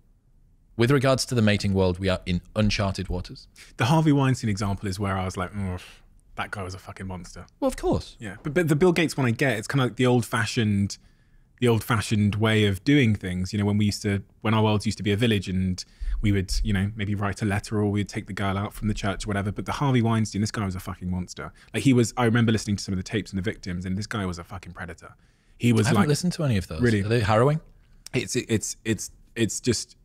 one of the most disgusting things I've ever heard, where even like a journalist would come and interview him, and he would just be like, you know, sexually assaulting and physically assaulting her during the interview. So this guy just had no boundaries. He is just a disgusting monster. But do you see what I mean? That, like, quite rightly, there needed to be a reckoning around that. There had to be a reckoning around that kind of a man using that kind of a position to get that kind of access. Yeah. That needed sanitizing. That sort of behavior needed sanitizing. And there was going to be fallout from it. Downstream from that, how sanitized should behavior be up to the point at which it's been sterilized? And there is 84% of women say that they want the man to make the first move, right? It is still on. I mean, for the girls that are listening, how many times have you been the one that's approached a guy? Like, I've been in nightclubs for 15 years, right? Met about 1 million people in there. Twice it's ever happened to me that girls have come up and been like forthright about chatting me up. Twice. And I've worked 1,000 nights in my... That's actually pretty good going, actually. yeah, two out of 1,000. That's not too bad. I mean, that could also be my fault, right? Like, but this is very difficult, man. And again, for the guys and girls that would say, well, what does it matter? You know, what does it matter that that people are going to be single? Especially for women. If you're a high achieving woman who's got the PhD, and I have a friend, PhD, millionaire, self-made millionaire in the fitness world, mid-30s, now going sperm donor route. She's really struggling to find a partner. So she is going to use her very vast resources to be able to support these kids, to bring them into the world to have a fantastic life. But make no mistake, that's a single parent household, right? That's a single parent household. The outcomes that you have from single parent households seem to be sociosexually, the daughters don't do particularly well. You have higher rates of sociosexuality, which is more casual sex, more complexes around sex from single parent households. But what we hear about a lot is that education and employment outcomes of single parent households on average tend to be worse. For women, for the girls in that situation, it doesn't really seem to impact them all that much. So however big you think that effect is, double it and put it just on boys. It's only boys that seem to have that kind of a problem. And quite rightly, you're not going to have a patriarch in the family that's maybe able to deal with a rambunctious, disagreeable boy. I don't think, for the women that want to have kids and you have the resources, absolutely. But for anyone to say that that's the optimal approach, that this is what would be amazing. And again, I'm not saying women become domestic prostitutes, take yourself out of the boardroom and get yourself back in the kitchen. Like, that's not what either of us are saying that we want women to do here. But most people, 8 out of 10 women that are childless once they reach their 40s and later, didn't intend to not be. This is a very difficult conversation that we need to have to warn people about the impact of not thinking ahead in their relationships. You have less time than you think. You need to be aware of that. If I, on the other side of the coin, when we're talking about men again, if I delete the dating apps then, so, you know, first thing we're doing, we're deleting all dating apps. That still leaves us in a world where there's this kind of pseudo-sexual, fake digital relationship in porn. Oh, yeah. Pornography still exists. So I'm wondering about that 50% of men. I'm assuming, and I don't know this 50% of men, but I'm assuming pornography is probably quite a big part of their replacement therapy for the connection and sexual intimacy that they're missing. Correct. So I have a theory called the male sedation hypothesis, right? There is a phenomenon called young male syndrome. If you have a large number of non-partnered, childless men in a society, that tends to be an unstable civilization. There's examples throughout history where men who don't have a reason to behave, who don't buy into the social contract of cohesing everything together, tend to cause problems. They revolt, they cause riots, they spray paint cars and they push over granny and they do domestic violence and sexual assault. There have been a number of incel killings of disaffected, disenfranchised young men that have gone out and done horrible things. But it is not increasing in line with the amount of sexlessness, right? It's tripled. 2008 to 2018, tripled 8% to 28%. The number of associated young male syndrome incidents hasn't increased in kind. So you think, okay, something going on here. something is happening which is causing men to not enact this very well established throughout all of history response. When men get into a relationship, their testosterone drops. When they have kids, their testosterone drops again, and reduced testosterone reduces risk-taking behavior. If you've just had a kid, or you're in a relationship, don't try and jump off that cliff, because then maybe you've got a kid that doesn't have a father anymore. You can see why that would be adaptive. So the question is, why is it that we have greater rates of sexlessness amongst young men than ever, but we don't have this in-kind amount of violence and disruption? And it's my belief that porn, video games, and social media are sedating men out of this status-seeking and reproductive-seeking behavior. So I think that you get a titrated dose, just an ever so slight, just a little bit of reproductive cues from porn that helps to sedate men's desire to go out and pursue women. I think that what video games do is they create a sense of camaraderie, of goal-seeking behavior. Status within the online world. It satisfies a lot of what men would have been trying to achieve with that young male syndrome revolution in the past. So my belief is that we have this male sedation occurring. Now, given the choice between a society of men who are dangerous and a society of men who are sedated, right now, the group of sedated men are ever so marginally better. But the only reason for that is that we're at a time of peace, right? If there was an alien civilization that came down to Earth today, the best thing that we could do would be to switch off all porn, turn off all social media. You want men to be angry. You want men to be riled up when there is something that they can direct that anger at. Right now, there isn't. And if they did, it would just foment and it would cause problems and it would be bad, right? So yes, the sedating of this kind of reproductive seeking behavior in a way has made the world calmer, but it's not particularly, you wouldn't say it's optimal, right? This isn't great. Right. Oh no, absolutely not. I mean, the advent of the NoFap movement, men who identify as not masturbating, they self-identify as not masturbating. They have NoFap streaks. You heard of this? No. Stephen, you've not heard of NoFap? No, I hang around in the wrong You're chronically circles, online. How have you not heard of NoFap? How have you, Chris? Look, I know about my NoFap, okay? So there is a very big community of guys online that have recanted porn. This is what we were talking about before, right? For every movement, there is a counterculture. For every sex positive, there is someone that will decide to push it away. For every woman that struggles to find somebody in the dating market, there is the boss bitch culture, which is the cope. Then there is the lean in, which is like the trad wife thing. There is the guy that becomes the Chad and has sex with all of the women. There is the guy that retreats from that and goes men going their own way and completely recants it as well, right? So you have the push and pull on both sides. NoFap is a group of men who have self-identified as people that don't masturbate, right? This is because they see the impact of porn on their psychological health, on their physical health, and they don't like what it does to them. So they have formed a community around this. For men who feel like they have a problem with porn,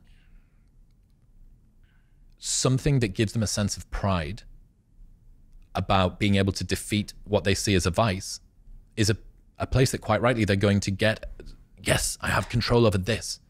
Even if I don't have friends, even if I don't have a partner, at least I have control over this. And it gives them, what are we doing here? It is another goal for men to chase after, right? It just happens to be a goal of not touching your penis, which is actually quite a hard thing for a guy not to do. Speak for yourself, Chris. Look, Stephen, I can see where your hands are. But there's something I find really compelling about, we've talked a lot about people that are single, that are searching for love, but when you think about the context of a relationship, we're both in relationships, and the role masturbation plays in the reduction of desire for our partner. Because some of my friends are struggling with something I've talked about before, with sex in their relationships. I've talked about my own struggles with sex in relationships. And one of the things we've kind of diagnosed is pornography has a reductive value on the desire we have for our partners. So do we abstain? It depends, man. I mean, people have varying degrees of sexual drive. What's your approach?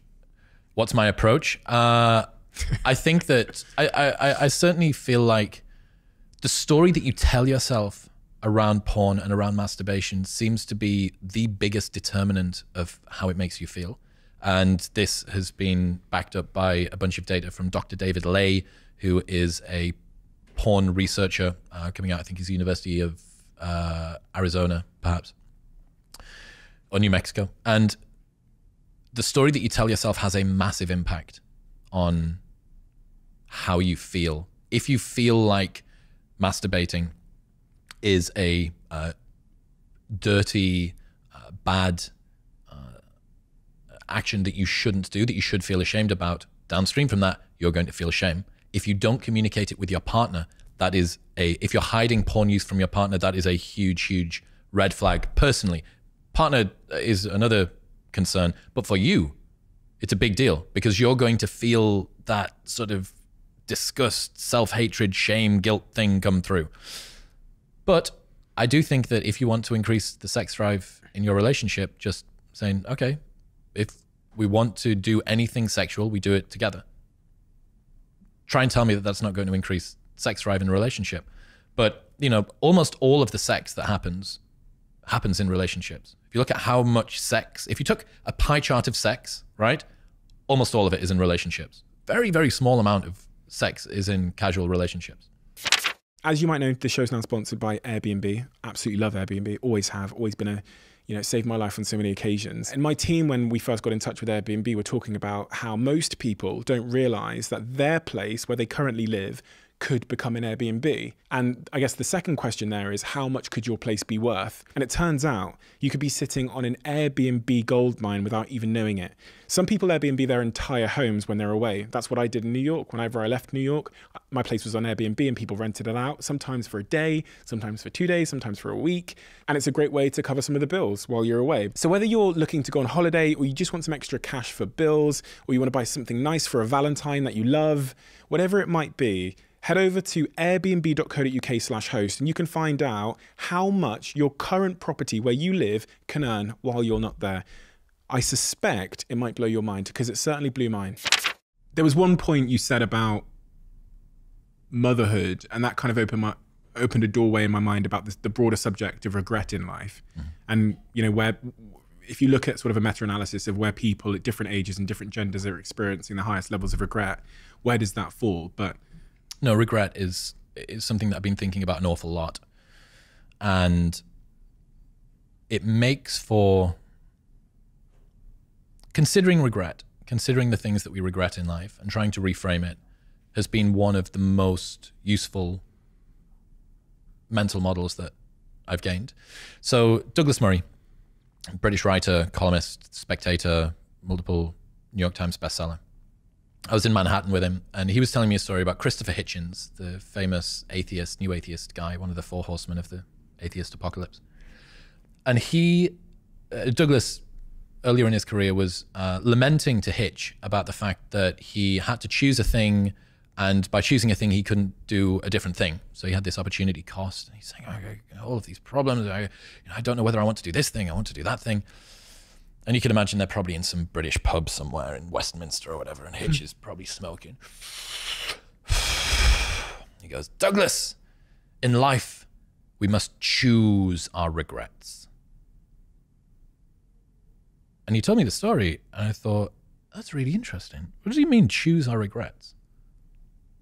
And I reflected on it so much, and it made me think, well, what I'd always presumed was that in life, the only reason that I had a regret is because I made a suboptimal decision. If only I'd been able to make the perfect decision, I could have ameliorated the regret. And the reason that it's there is because I didn't make the right decision.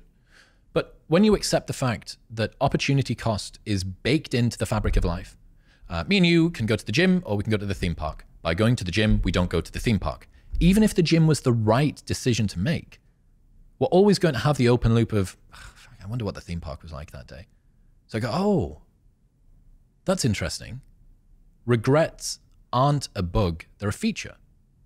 Regrets are a feature of life, right? They are a natural byproduct of us always being curious about what could have been.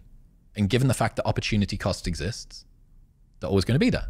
So, okay, that's interesting. It's kind of liberating, right? Makes you feel less culpable for the suboptimal decision that you made. So, but what does it mean that you have to choose your regrets? What's that? What's the choose bit? Like, well, if you accept the fact that regrets are inevitable, that you're going to do things in your life, even if you choose the right thing, and you're going to consider in retrospect that you wonder what the other thing could have been. If you can't escape regrets, when it comes to making a decision between multiple choices, what you have to look at is not only what thing do I want, but which regret could I live with?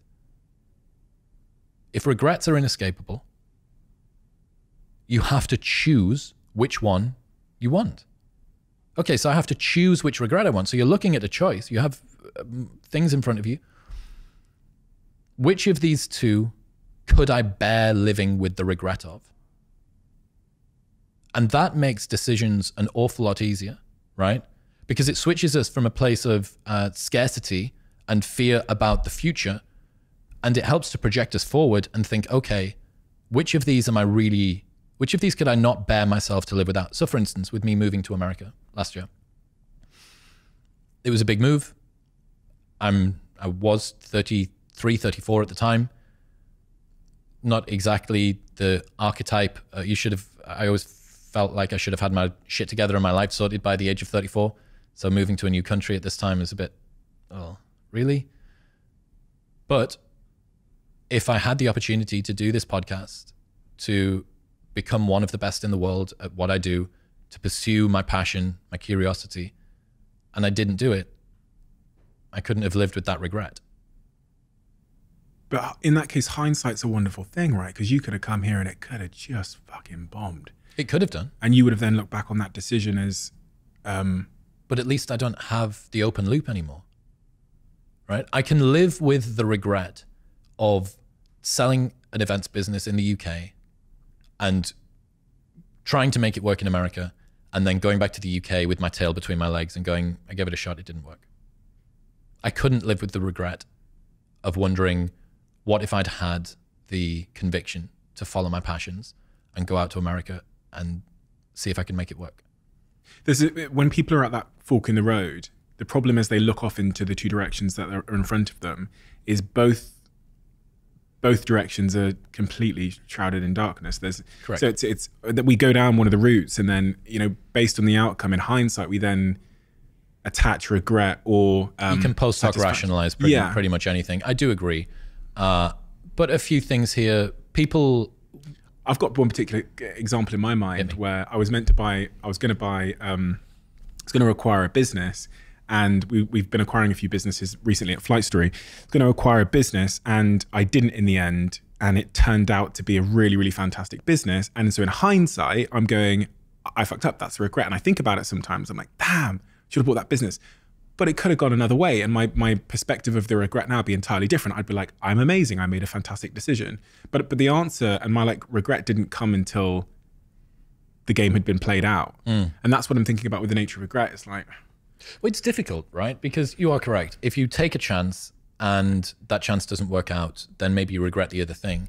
But you can believe in advance, okay, even if I take the chance and it doesn't work out, at least I know that it didn't work out. For business decisions, ones that are a little bit more easily replaceable, as opposed to big life decisions,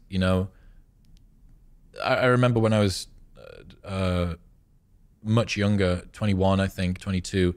And I needed to decide about whether or not I was going to go and do the season in Ibiza, or I was going to stay at home and earn and save money and stuff. I was 21, or 22, I think. It doesn't matter. You know what I mean? And I realized, even though I didn't have this model in my mind at the time, I was like, this might be the last time that I get the opportunity to do this. I'm going to go and do a master's next year, and then I'm going to go straight into running this nightlife business. I probably should do this. I probably should. And there was just something that compelled me to go and do it. And I went and spent, and the 7 weeks that I spent in Ibiza, although I don't remember all of it, my memories of it are quite fond. And I think, fuck yeah, like I did the thing.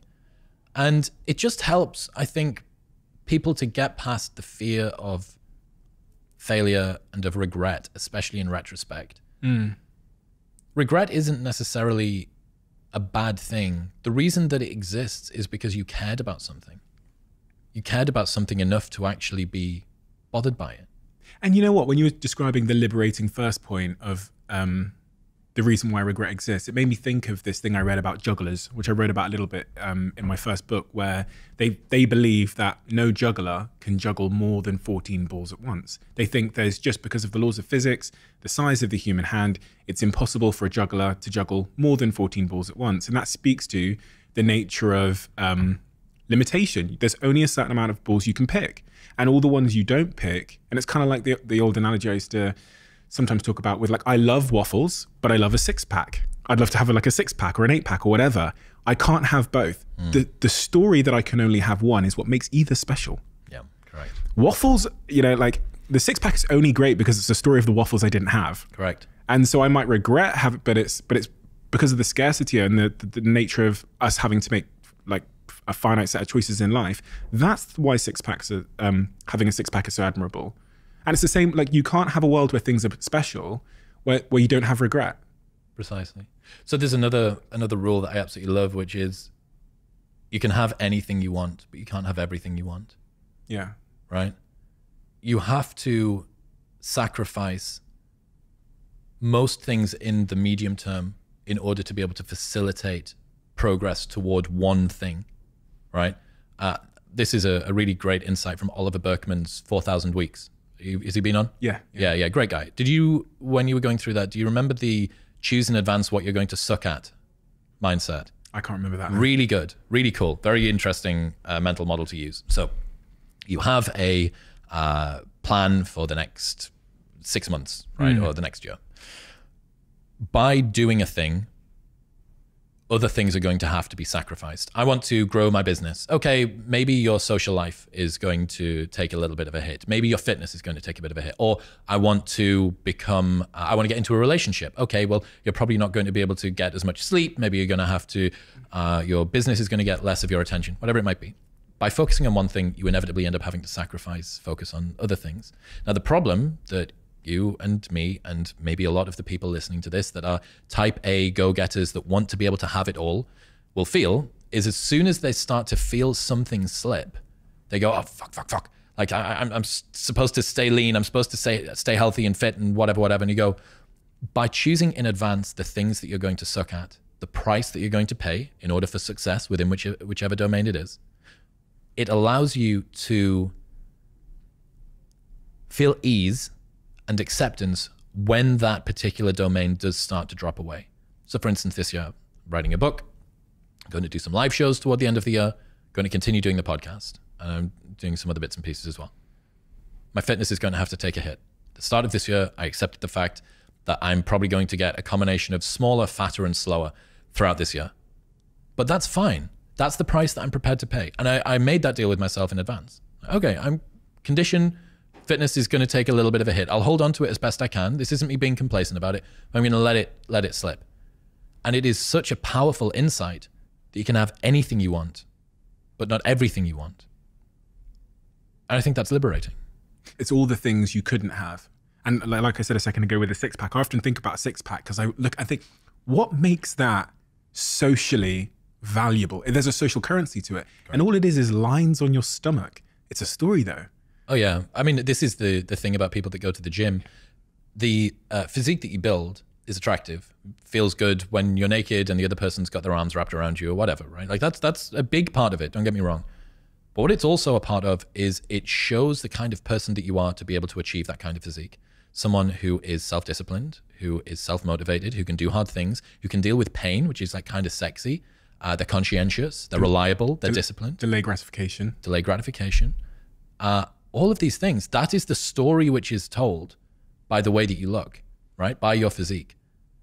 And I really, really like that a 6-pack is a story of all of the waffles I didn't eat. Is great. And the same thing goes for whatever pursuit you choose, you know, the podcasting thing, right? And the differences that you've noticed in your ability to go from brain to mouth over the last 3 years or so, yeah, since you've been doing the podcast, and mine as well. Definitely. That is a story of all of the hours that I didn't spend watching Netflix or scrolling TikTok or doing whatever.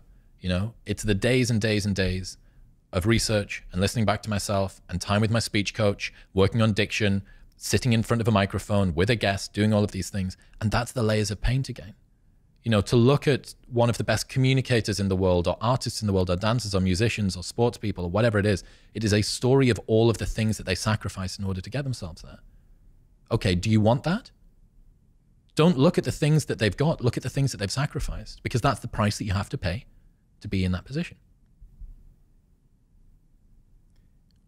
When you're alone at night and you're mulling, contemplating, when you're in the gym lifting weights, and you think about the work you still have to do to become the optimal version of Chris Williamson, what is that? What is the work you have left to do on a personal level?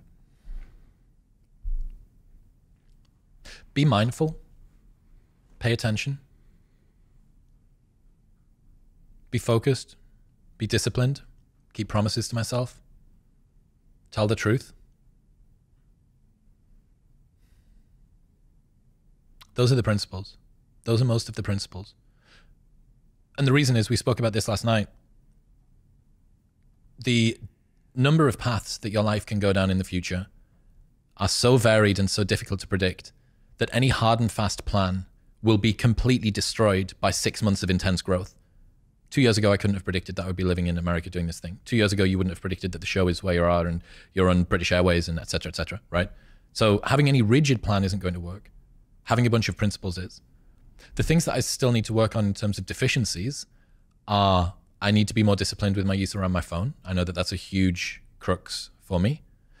I need to continue to work on being emotionally open and vulnerable, specifically publicly. As someone that was very ashamed about being made to feel weak in school, that is a large hurdle for me to get over, because I only recently opened up about bullying with David Goggins, of all people, because I felt like, you know, this guy's been through so much. What is it for me to say, oh, I was a bit lonely in school and like, people like picked on me and stuff. Why does that matter? What? Solving the vulnerability hurdle.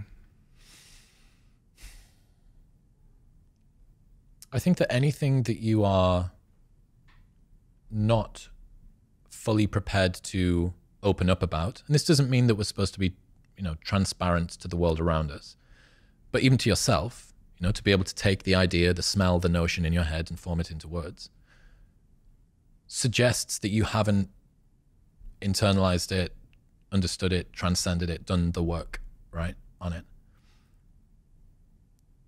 And also, when you asked at the very beginning, what is it that you're trying to serve people through the podcast and through the work that I do?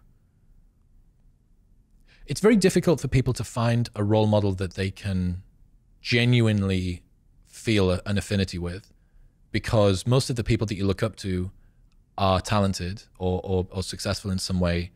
And by design, that means that you don't have that much in common if you're just starting out on your journey. The difference is, and the beauty of this kind of a platform, people can scroll back 5 years on my podcast, on the Chris Williamson YouTube channel, and they can see episode 1 in my old office in Newcastle upon Tyne with a single Blue Yeti on a 16-pound mic stand with my friend that was rowing the Atlantic solo, and hear me bumble my way through an episode as I say every other second, with a different accent, with different lighting and cameras and skills and everything.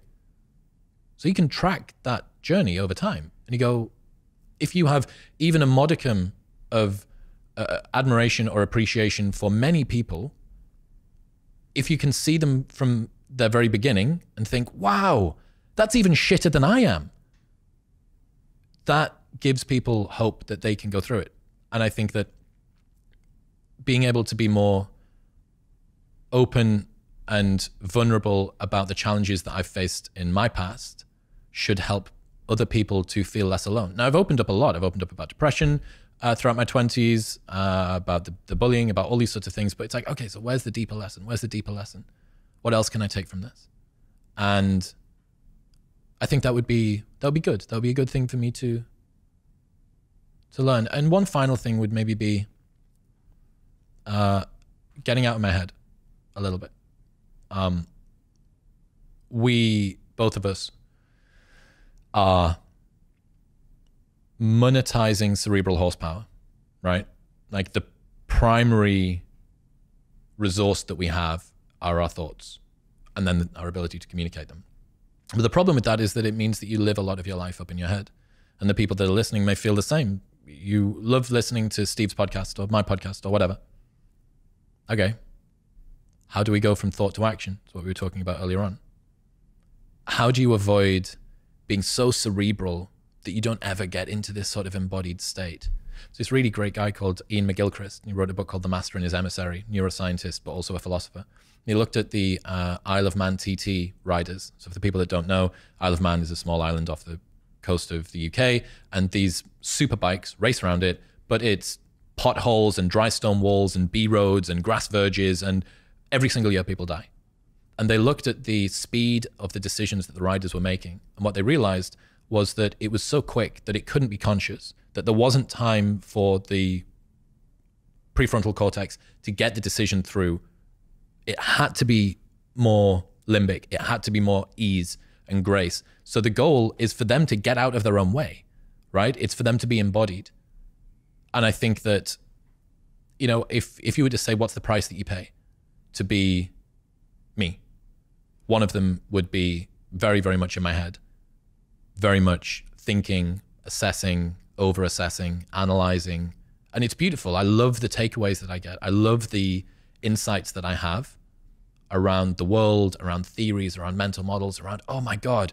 So if we look at the fact that women want to be approached, but men are scared of approaching because of this creepiness, oh my God, there's two theories, and we bring them together and we go, wow, that's how downstream from Me Too, there can be challenges that are both created for men and women in this dating world. I'm like, fuck, that's cool.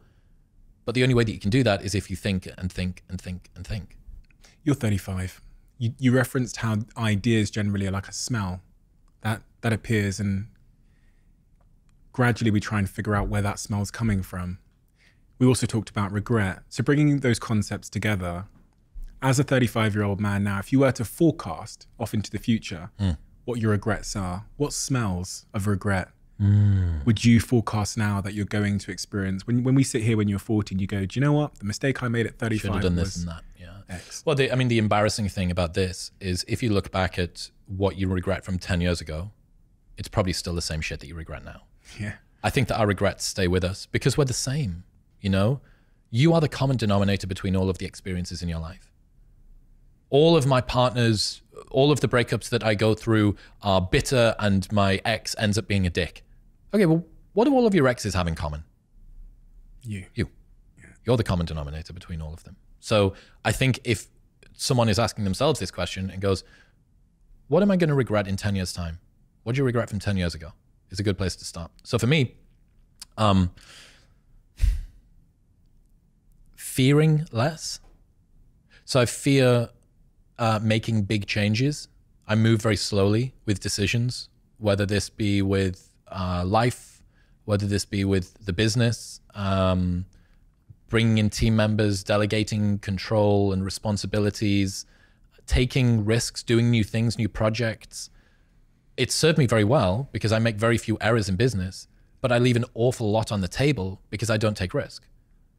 So, and the reason that I don't take risk is because of scarcity mindset, fear, concern of the future. Self-doubt. You talked about imposter syndrome, The Voice. Self-doubt to a degree, but it is more fear than that. It's more ambient than it being self-doubt. It's just there. It's just this cloud that lurks. And I go, but yeah, uncertainty. What about the uncertainty, right? And this is another thing from Peterson, where he says, you have to consider the price you pay for inaction. People presume that inaction has no cost. You don't get to not make a choice. Not making a choice is still making a choice. Every minute that goes by that this decision is undone is a choice. I'll teach you about one of my favorite bro science concepts that I came up with. So it's called anxiety cost, right? You know about opportunity cost by doing a thing, you don't do another thing. I believe that the longer that you wait before you do a thing that needs doing, all of those minutes that you spend thinking about the thing that needs to be done could have been gotten rid of had you have just done the thing. So for an example, Your daily routine resets every morning when you wake up. You have to walk the dog and meditate and do your breath work and read in your journal and do whatever.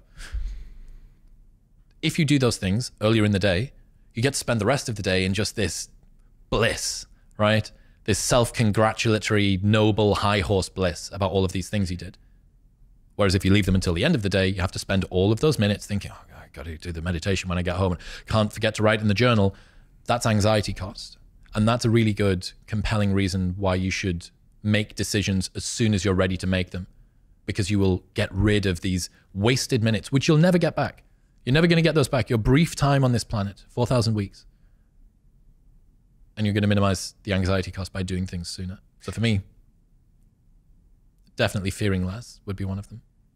Chris, this conversation's been immense, diverse, honest, vulnerable, everything I love about this show. You're an incredibly talented, wise speaker. And within that, what I see is I see repetitions. I don't see someone that came out of the womb with your insight, but I also see a really genuine curiosity, which you just can't fake. I will never be able to fake that. I don't, we were talking at dinner last night about the guy sat next to us with the shoes on and you're saying, why is he wearing those shoes? And why has the waitress got that belt on? That is your sort of natural disposition to curiosity. And it is of tremendous value for the world, because I can take so much from it without having to do the hard work. And I think the secondary piece there is your ability to distill the complex into the simple. That is incredibly powerful. And that's exactly what you do on Modern Wisdom over and over again. And I've watched and observed that show evolve and continue to evolve into something which is, if I could invest, I would invest. I would back that train, where that train's going. So I think it's incredibly important for people to go and check out your show, Modern Wisdom, if they haven't already. I'm sure a lot of people have. But it is just such an unbelievably rich source of inspiration, education, and humanity as well. And I think that's a lot of what we lean towards here, is that the human side of these things, and you provide that in abundance. So thank you for this conversation. I feel like we could talk for fucking hours. This is a problem where these things actually have to end at some point, because I'm sure there'll be a part 2 in the future, I hope. We do have a closing tradition on this podcast where the last guest leaves a question for the next guest, as you know. And there's a question been left for you. This is maybe the longest paragraph I've seen in this book so far. Okay, so the question left for you is, go back to the most painful or emotionally challenging moment or period you had as a boy. What would you say to that boy now, speaking directly to him to help him through that experience? Difference is, I know who wrote that question. You do, yeah. Yeah, that's the problem of having too many friends in Austin that fly out here. So thanks for that, mate. And I have to say, we might as well let the cat out of the bag. He also knew that you were coming on next. Correct. So he wrote that question for you. I also bumped him for coffee yesterday, so he might have written a particularly difficult question. Yeah. Sorry. So both of us have taken an interest in psychedelics recently. And on a small dose of mushrooms a long while ago, I saw a version of me in the corner. And what I realized was that boy was worthy of love and acceptance. And if I could see him struggling through loneliness at school and a lack of support from friends, a sense of solitude that was pathological, just straight up loneliness, right? I would have told him that I was proud of him for getting through the things that he's got through. I would have said, you're working hard. You're worthy of acceptance and love. You don't need to offer the world anything in order for it to love you back. You don't need to offer people gifts or VIP entries or insights from a podcast. It's hard to be someone that thinks about things deeply because there is a in-kind association of suffering that comes along with it. It's both a blessing and a curse to feel things so very deeply. But I think that the price is worth it. I think that the depth of enjoyment that you get out of life is worth it. And for that young boy that I saw that was sat on the ground, that was alone, I'd have picked him up and cuddled him and said, you're doing great.